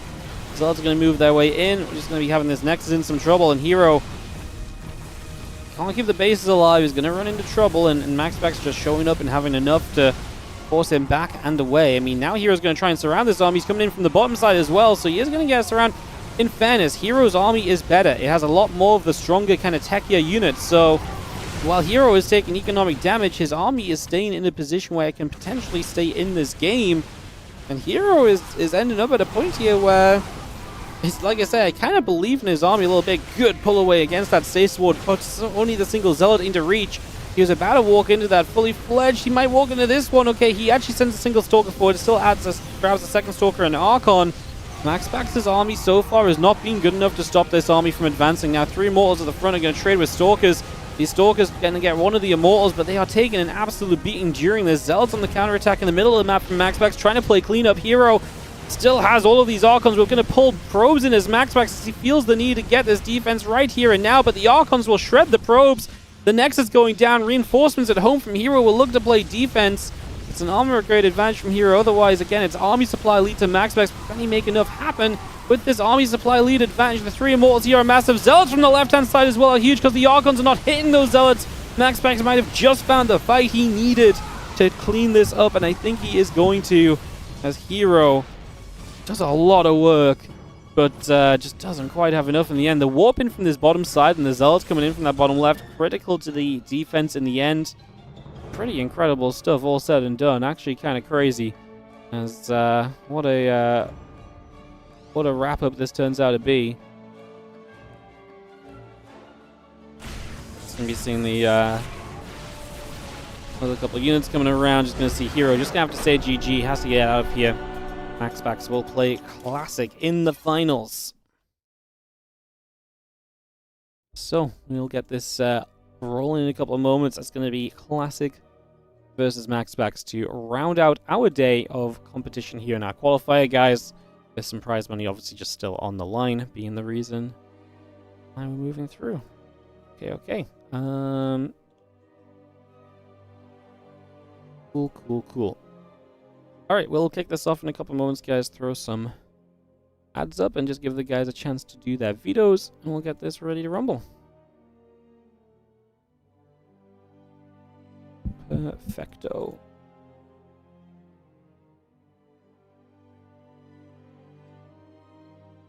Perfecto.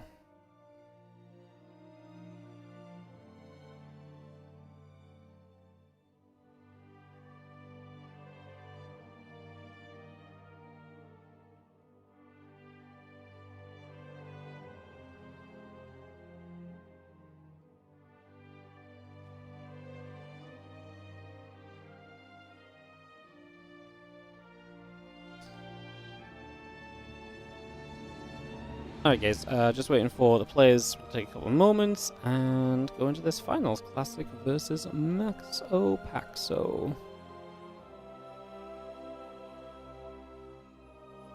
Heck yeah. I think I'm just going to be a couple moments as well though, guys, so I'll see you guys in just a couple. I'll be back after this for more StarCraft.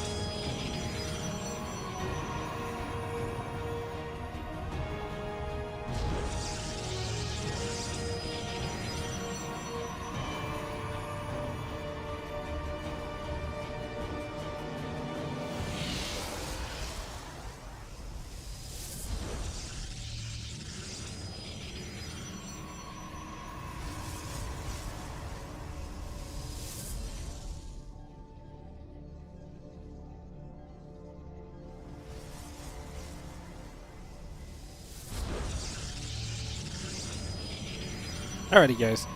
Sorry for that. Just needed a moment to sort something while these guys are ready to go, so all good, and we pick off into some PvP here between MaxPax and Classic. Best of 5 final. We'll see how this goes. A little bit of PvP to round us out today, and this will be it for at least.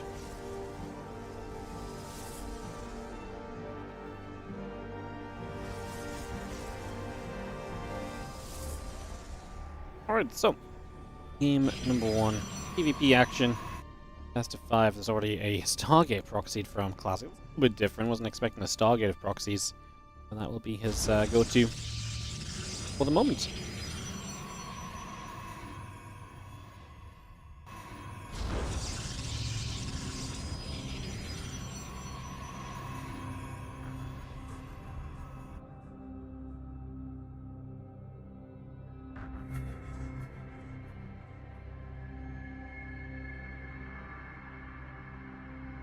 Probes moving around. Gonna be a Stargate from MaxPax as well, so obviously gets kind of interesting here. Defensive Stargate versus aggressively placed Stargate.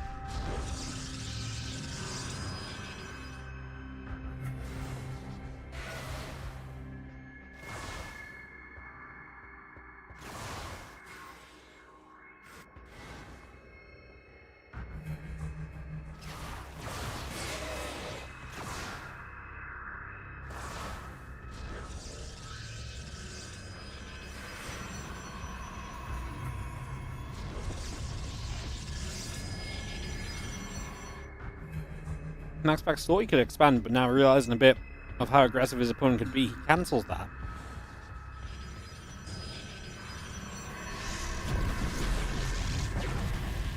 Stays in the main, then catch a couple of probes. Not exactly a lot of damage from Classic. Now both going to start going Phoenix versus Phoenix here. Going to make this kind of a funky little game, especially when you got to remember the Stargate from Classic is proxied, so continuously producing Phoenix is really not easily done.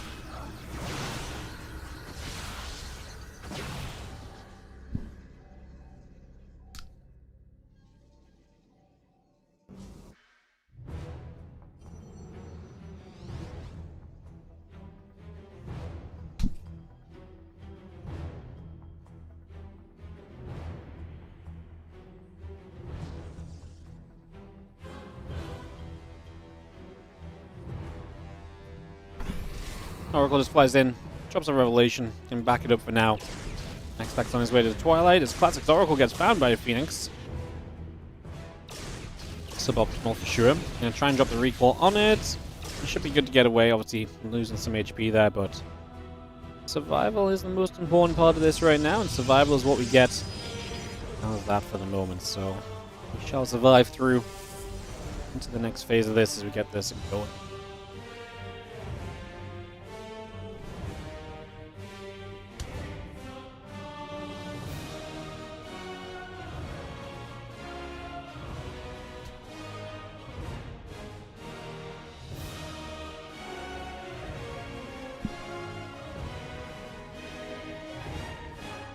It doesn't really feel like you get done what you want to get done in the early stages, right? This Classic definitely feels a little bit rough as we're going to knock that stasis down.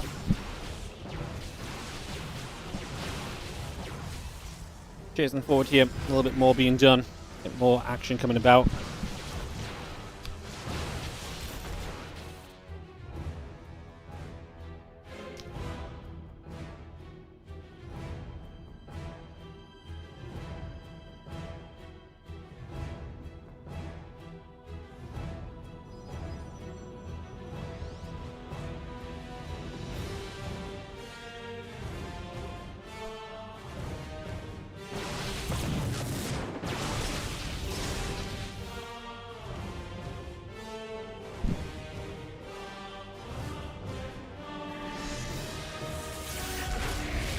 This attempt, I mean, it's obviously still having the Oracle gives you the chance to do stuff like this, and it's a good defense from Classic, making sure to deal with the stasis quickly at the probe. Still involves a full probe pull, but better than it could have been, obviously.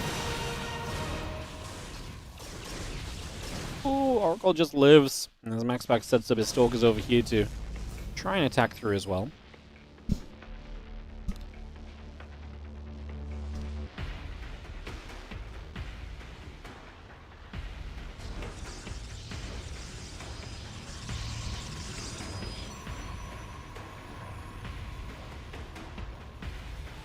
Dark Shrine, Gateway, Stalker, all of that just continues straight through for the moment, so... I mean, it does feel like MaxPax, though, has the map control and is definitely making the most of it here. Already showing up, getting in position, giving himself a chance to get some work done early. And we are going to be seeing him obviously controlling the map means he can expand while his opponent can't, so MaxPax there definitely gets himself into a bit of a better place as well.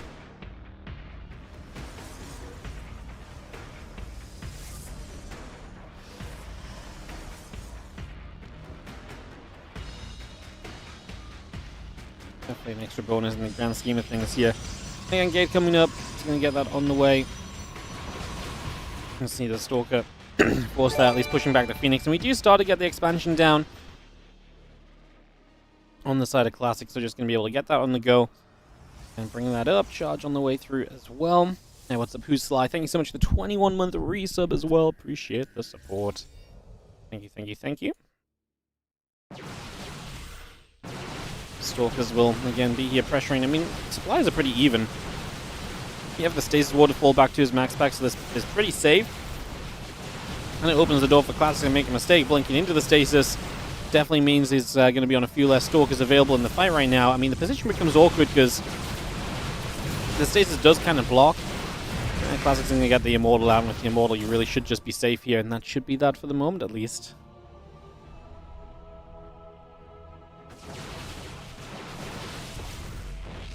Well, the Stalker's still pressing through. Looking for a little extra possible right now.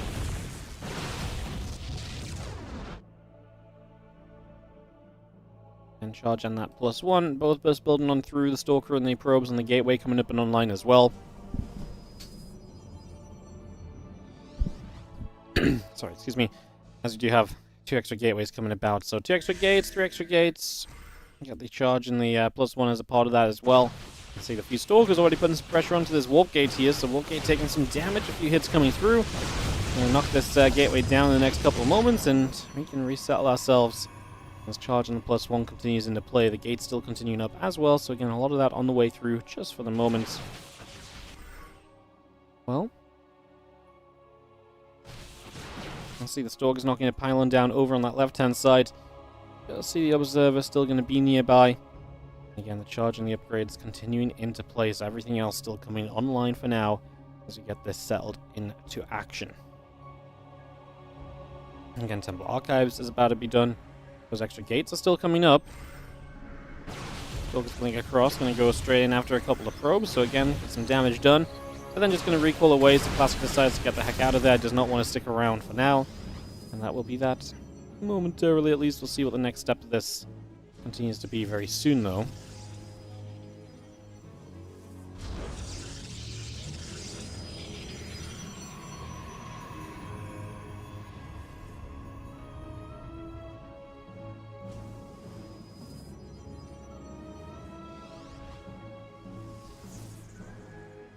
Got MaxPax going to try and poke down that right-hand side. Just going to move into the Stalkers and the Immortals there. One of the Immortals is going to ping back a response pretty quickly.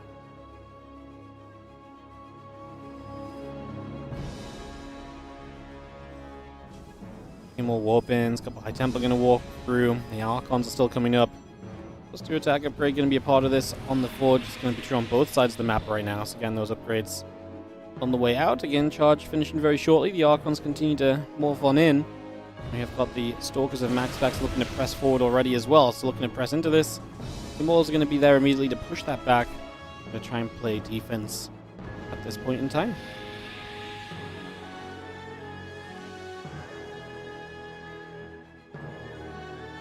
So those Archons going to finish up. We're just going to be seeing again the extra Zealots warping through 2. We get a little pick off over on that right-hand side. It's a bit more damage being done once again. Need to get that through. The Stalker's going to step forward. Pop a couple of barriers on the Immortals. MaxPax is down on supply at this point. It's going to be interesting, especially as you look at the army compositions. Zealot count's very even. It's just truly like those 4 Immortals are the deal breaker right now, and it's just nice to have big techy units involved in such a way that they're probably going to be impactful, to be honest. So it's going to make this interesting for sure over these next few moments. We having the Stalkers for now just take a second or so to pull back, though, so they don't want to be too involved for now. Take a second, we'll go from there as we have... At this point, I mean, Classic's not going to push forward. His army's not quick enough to really justify pushing forward or anything. So we do get a little bit of a slower kind of stalemate-y situation for, like I say, a moment or two. Just going to be seeing, I mean, MaxPax still trying to be active. Classic does step forward, actually. I mean, I didn't really think he was going to, but here he is, and he's making a bit of a move, so trying to make something of this moment, it seems. Stace is going to catch a single Zealot or so right there, so a little bit more being dealt. It's going to be having the army of MaxPax now looking to play defense. Difficult to really attack into Winter Madness is going to be kind of the problem we mostly see right here. That part definitely looks like it's going to be a little bit tough right now. We've seen the Zealots and the Immortals all gathering together, so a lot of this setting up currently. Big fight. I mean, Classic does get up a ramp, and MaxPax's supply is honestly just not holding out as you might have thought it would. It is looking as though he's going to get overwhelmed. Wow. His army was just that much worse in the end. Like, just pure quality of the army was just not there at all. Just kind of crazy to say. GG's. Classic takes the first game of this series and is going to be up a map in the best of 5 finale today. Alright, so Classic takes the 1-0 edge. Guys, if you're enjoying, don't forget to, if you're on the YouTube, drop a like, drop a subscribe. About 400 viewers on YouTube today. How are you all doing? It's so great to see the YouTube continuously growing. If you're enjoying the games, if you're enjoying the casting, enjoying the content, etc., etc., just take a moment to, like I say, scroll down, click that like button. And if you're not already subscribed to the channel, please consider subscribing as well. It helps us out a whole bunch too, so appreciate you if you help us out in that regard as we wait for Game 2 to get hosted up. I'm not sure what the who's doing what or what the map is. I'm just waiting for MaxPax to host. He's usually in charge of these things when he's playing, so we'll wait for that and we can go. Tourmaline going to be our map, so we'll get into Tourmaline here in a few moments.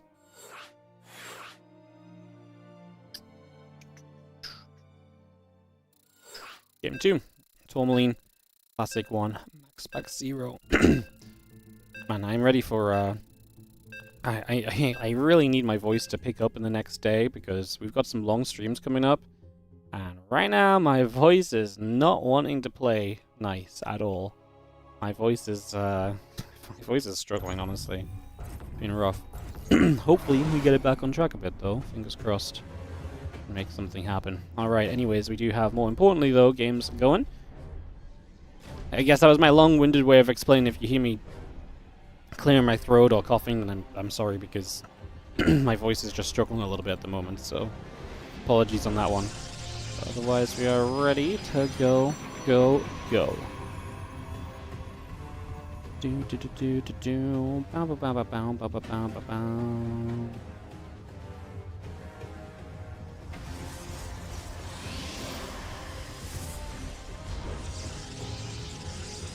Alright, so get set up, we get a rolling.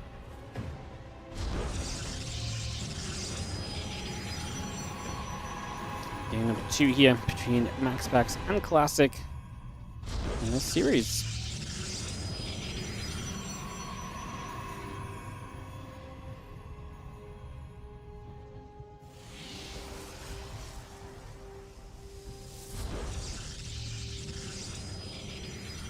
Where do we go? 2 gateways each. MaxPax definitely has taken a big step away from some of the faster expansions. Again, I feel like he goes through waves where he's like, he gets the confidence to do a lot of the faster expand kind of stuff and the defense, and then it starts to stop working a lot against, like, you know, for example, the last time these two played, the best of 5 Classic played super aggressively, right? And played into, this was in the OSC Championship the other day, and just played a bunch of, like, one-base all-ins, and especially, like, one-base blink a couple times, and clearly that just was not sustainable. So MaxPax walks away from that. Came in today against herO, Proxy Robot, and so on. I'm not saying that he's doing that here, but he's at least 2-gate opening, right? Like, he's playing a lot more defensively. He's not just trying to do the 1-gate setups, is what I'm getting at. So that part is going to be a whole lot nicer in the grand scheme of things. Definitely nice to see MaxPax mixing it up. Kind of crazy to see him mixing it up, because again, he didn't have to mix it up in this matchup for so long, but nice to see that he does a little bit of that, because I do think it was needed. Like, his PvP results have been down from what we expect from MaxPax. And like I say, a lot of that expectation is him playing his own style and having success with it, but we can't just rely on what's not working forever, right? And like I say, sometimes like he's good enough to play other styles too, so mixing it up is going to just make him a more terrifying player, because then you can't hard counter him, you can't just decide like, oh yeah, I know going into this series what the plan is. You've got to be way more on your own toes as well to be able to deal with this, so yeah. A lot to think on in that regard as we get up and running.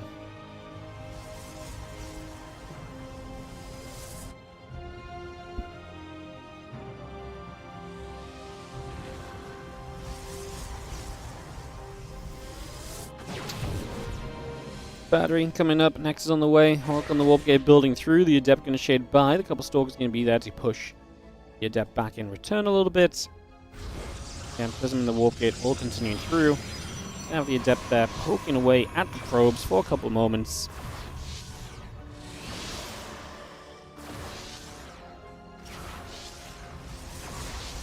I mean, it's just one Adept, but we're going to drain the battery of energy if nothing else. As Classic is getting ready to attack. This is one base from him. The Void Ray coming up defensively from MaxPax. He'll have an Oracle coming across the map too to apply some pressure. And yeah, Classic is going to be going very shortly here because the jump into the main base is happening as we speak.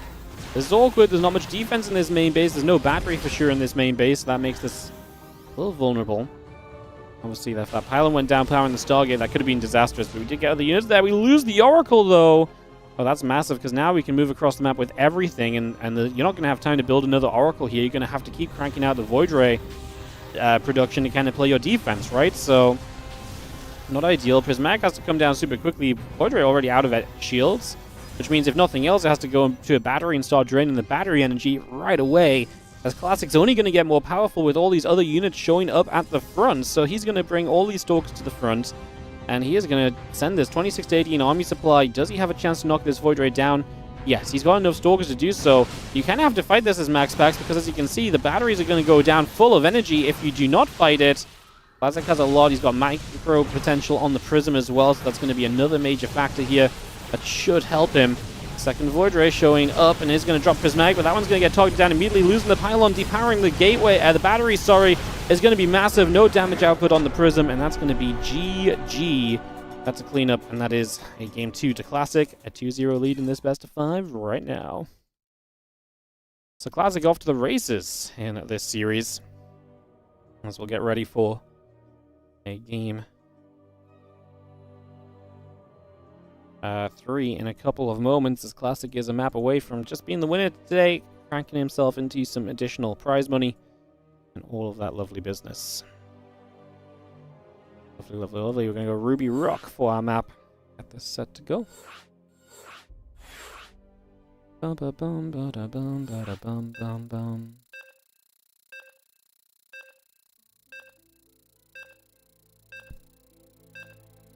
Countdown already on, because these players are quick and efficient. They don't mess around, so away we go. Pretty much straight away into action here. And get this going. Oh, sorry, itchy face. Alright, let's go in game. Let's do this, as we have got ourselves in the top left corner of the map. The player who is in some trouble. Down 0-2. We've got MaxPax. Whoa. Whoa, indeed.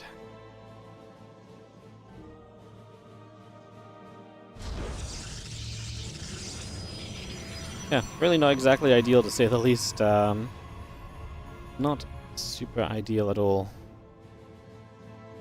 Down 0-2. Gotta try and turn it around right now. Gotta try and bring this back. It's just not gonna be easily done.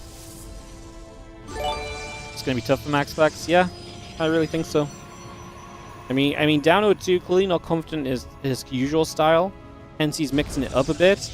And then his mix-ups are not exactly going well either. So it really kind of leaves you in a spot where it's like, oh, you can't feel good about it, right? Because nothing is going the way that you want it to actually go. Like, it's so difficult to feel good about this in this scenario. So yeah, very tough. Hey, what's up, Hummy255? Thank you so much for the 36 months, 3 years on the resub using the Prime. Appreciate you. Thank you so much indeed. Thank you for priming us up. Appreciate it. Thank you, thank you, thank you.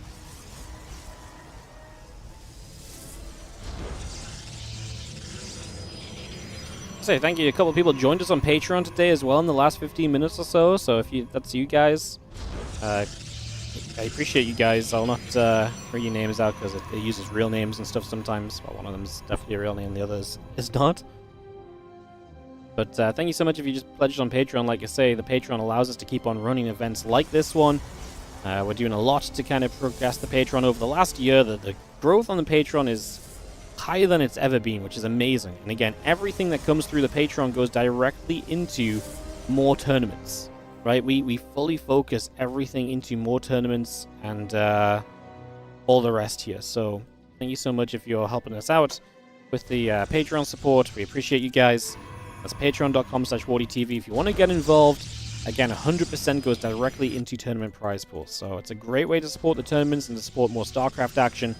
So check that out, and like I say, if you do, we really appreciate it. It allows us to, and I'll make sure that we keep on running great events for you guys. So, like I say, thank you very much indeed in advance if that's what you guys have been up to. Appreciate y'all.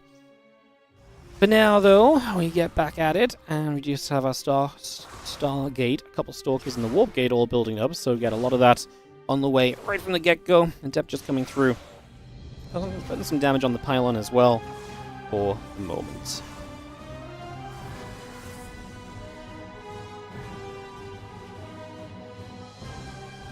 Should you change from a real name to a fake name? Well, you know, it's kind of funky because a lot of people's real names show up on YouTube too, so I'm probably making a bigger deal than it is. It's like, it doesn't really say anything, it just says your name, and sometimes, I don't know why, I have like a natural tendency to shy away from people using people's real names, even when they're supporting, and it's not like they're, you know what I mean? It's not like it's giving us actually crazy info. Yeah, I don't know. Yeah. Alright, we do have the robot facility coming up. The gateway continues to come through as well, so continue to get that rolling here. Oh, you know what? Actually, if I open it on the Patreon app, I can actually see different names. Random stream enjoyer and boxes with these. There we go. Isn't that wonderful? There we go. Thank you so much, guys. Appreciate the support. Thank you. As we get ourselves set up.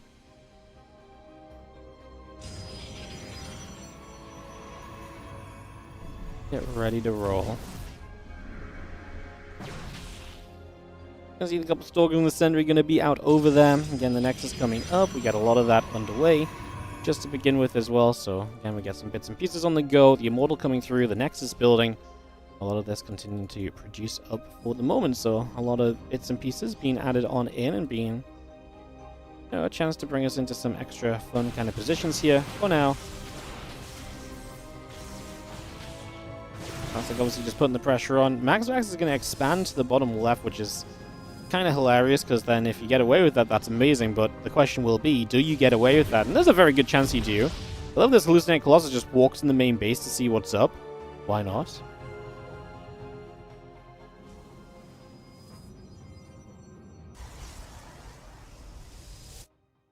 Is it because you think we're ashamed? No, I mean, it's just like, you know, we never use people's real names, right? Like, in everything I do, we never use real names. I don't even talk to my freaking coworkers at events with their real names 99% of the time, you know? Like, real names is just something we don't do, so it feels very weird when Patreon's like, hey, psst, here's this guy's real name that just gave you $5. I'm like, I don't know, like, it just feels strange, that's all.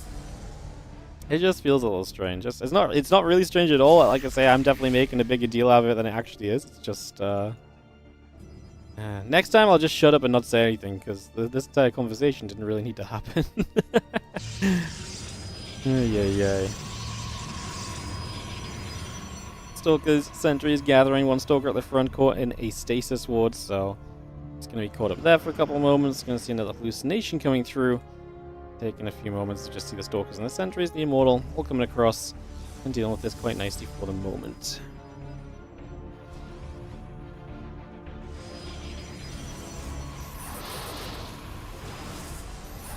Force field just coming down. Just going to be seeing the sentry's going to take some damage. Immortal going to be taking some shots as well, so a little extra coming through right there, and we just see moving along. Nothing too crazy then. Maybe seeing the Immortal on the way out. Blink about to finish from Classic as well. Obviously, both players on two bases now. The problem for MaxPax is still that his two-base setup is going to be very off the beaten path, and so, you know, if you figure that out as Classic, then attacking into that position is going to become a whole lot easier for you, and just pulling your opponent apart is going to become a whole lot easier. Of course, Classic is blind, he doesn't know it, so Classic's kind of playing as though his opponent's about to one-base him, which is not the case, and Classic sends the hallucination in the wrong direction, so Classic needs to recognize very quickly here, he's actually not the player who needs to be defending. It's MaxPax, and once MaxPax is figured out in terms of the setup, that's when Classic might be able to introduce a couple of adepts, shade them one way, you know, push the main army, and other stuff like that could be ways to get some damage done for sure, sooner rather than later.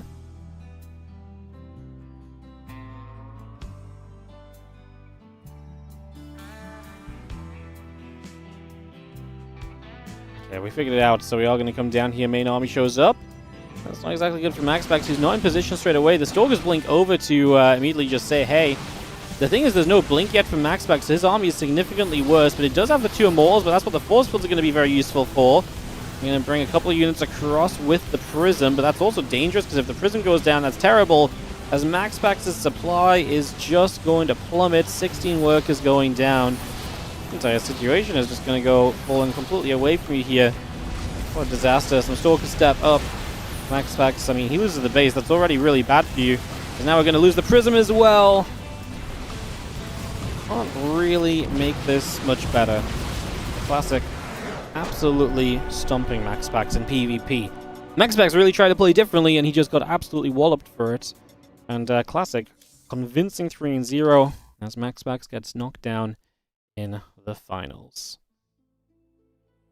Alright, guys, that is going to be our tournament for the day. We're going to wrap it up right there. I'm going to go and get the group sorted out. So I need to confirm. I've obviously been messaging players as we go today as well. So we will confirm where everyone is at in terms of availability. And we will get the group sorted. Most importantly, we'll be getting tomorrow's group sorted. And then and so on and so forth. Basically just kind of get going as quickly as we can is the idea. So thank you for joining me. Again, this is going to be a bit of a short stream. I'm still trying to recover my voice a little bit, guys. Like I said, I'm really hoping that picks up. So tomorrow, we're going to have the WardiTV Winter Cup Group A. That'll be a couple hours later than the usual start time, but we'll already be live. We'll be live 1 hour early tomorrow, because tomorrow what we're going to do is we're going to be casting the Rongyi Cup Qualifier number 1. In fact, let's have a look at the players in that qualifier, because why the hell not? Let me just get this open, and give me a moment or two, and I can sort that out for you guys. Give me a sec. Let me find the qualifier link, and I'll just show you guys some of the players you can watch. So we're going to start with this qualifier, then go into the WardiTV Winter Cup, and that's kind of generally the way that things are going to work for the next few days on the stream.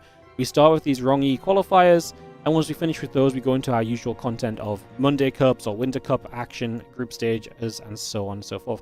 Oh yeah, I can't show you guys because they have the bracket hidden. That's why I can't show you guys. But this is a massive tournament, so outside of the 8 invited players, expect a lot of very good players in the qualifier. And like I said, it starts 1 hour earlier than usual. So because it starts 1 hour earlier, like I say, we'll go live with this. We'll cast this for 3-ish hours, and then we'll move into the WardiTV Winter Cup Group A, which we'll figure out the players for that, like I say, soon, but obviously a bunch of the players you've seen today will be included and so on as well, so yeah, that's what's going on. I have 1 invite left for the Winter Cup. Who would you guys like to see? If I could invite anyone, who would you like to see me invite? Don't say Maru. Like, don't say someone who's not going to play, otherwise I'll just never ask you guys again.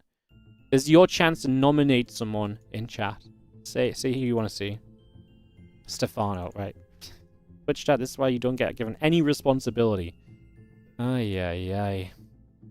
Who was in our qualifier today that maybe deserves an invite? I'm actually tempted to invite Rex, man. Rex has been taking maps off people lately. I'm tempted to invite Rex. We need a Zerg. He's been taking maps. He was the only other guy to take a map in the qualifying match outside of Gumiho. I invite Rex, guys. I don't like Rex. I think that'd be cool. I should invite Horston. Horston's too busy being a WoW streamer now. He's now a German WoW streamer. It's crazy how things change overnight. Ay. Thermal, Juanito. You don't know who's in? Should have just taken a guess. Yeah. So yeah, guys, I'll get the group sorted out. Yeah, I think Rex is a good option, actually, because he made it to a qualifying match and he took a map. I like that reasoning more so than anyone else's reasoning, to be honest, so maybe we'll go with that. Is he participating in the StarCraft hardcore? Wow, yeah. He just started yesterday. Me and Helen were watching. We've been watching Grubby play it a bit, and then I saw Hearthstone stream it yesterday. I was like, this is gonna be brilliant. And watching Hearthstone speak German is brilliant. As somebody who can understand a fair amount of German, it's really fun to watch because like he kind of talks in the same way I would talk, but he actually has some better vocabulary. I guess some crossover from Dutch and stuff. Like he has some better vocabulary. I get such a good gist, but I can also tell like where he's not comfortable in sentences and stuff. It's really fun. It's still impressive. I mean, he's way better than me. It's just fun to watch a bit. And then also someone who's played WoW versus watching someone who has no idea what they're doing. Helen was losing her mind. She's like, "Oh my god!" He's like, "Why is he not picking up more than one quest at a time?" I do. You could have talked to me in German at Home Story Cup. That would have been fun. I mean, my speaking. My hosting a conversation is bad, but if I'm listening to someone speak it in a world where I roughly understand what they're on about because I understand the circumstance, I can usually like follow a conversation, you know? Like I could roughly follow what's being said or, you know, and stuff. Depends on, you know, how quick people talk and stuff as well. Like I'm not amazing. I learned it in school and I've been going to Germany for like, you know, for a weekend at least 2 times, if not 3 times a year for the past 10 years. So like I'm okay. Like, I'm not amazing, just, when it comes to, like, reading it or, like, listening to it, like, I can generally pick up what's going on, at least, so, yeah, it's kind of fun. So, yeah, it's been cool. Obviously, guys, we are going to be, hosting up, Rotty. He's doing the Big Gabe Cup, so we'll send you guys over there. That's an offline event with Clam and others, so I highly recommend you guys watch that for the rest of the day. That's another reason I didn't want to necessarily keep today going too long. I already felt bad with clashing. I had to run this today. I had no other choice, basically. So, yeah. I hope you guys have a wonderful rest of your day. I'll be back tomorrow for Rongyi Qualifier into the WardiTV Winter Cup Group A. So, thank you so much for watching, guys. I appreciate you all. You guys have a wonderful rest of your day. I'll run a set of ads. I'll host up Roddy. There'll be a YouTube upload later today, as per usual, guys, if you're a YouTube fan. And, yeah, thanks for watching. Hit the follow, hit the like, hit the subscribe buttons. They help out a lot. And I appreciate you all. You guys have a wonderful rest of your day, okay? Bye. Thank you, Dohi, for the 50-month resub as well. Thank you so much. I literally watched this, was about to say it, said something else, then ended my sentence, then was like, wait, no. The subscriber! Get him! Alright, guys. See you later. Thanks so much for watching. Thank you again, Dohi. I appreciate you. Thank you so much. And I'll see you guys next time, aka tomorrow.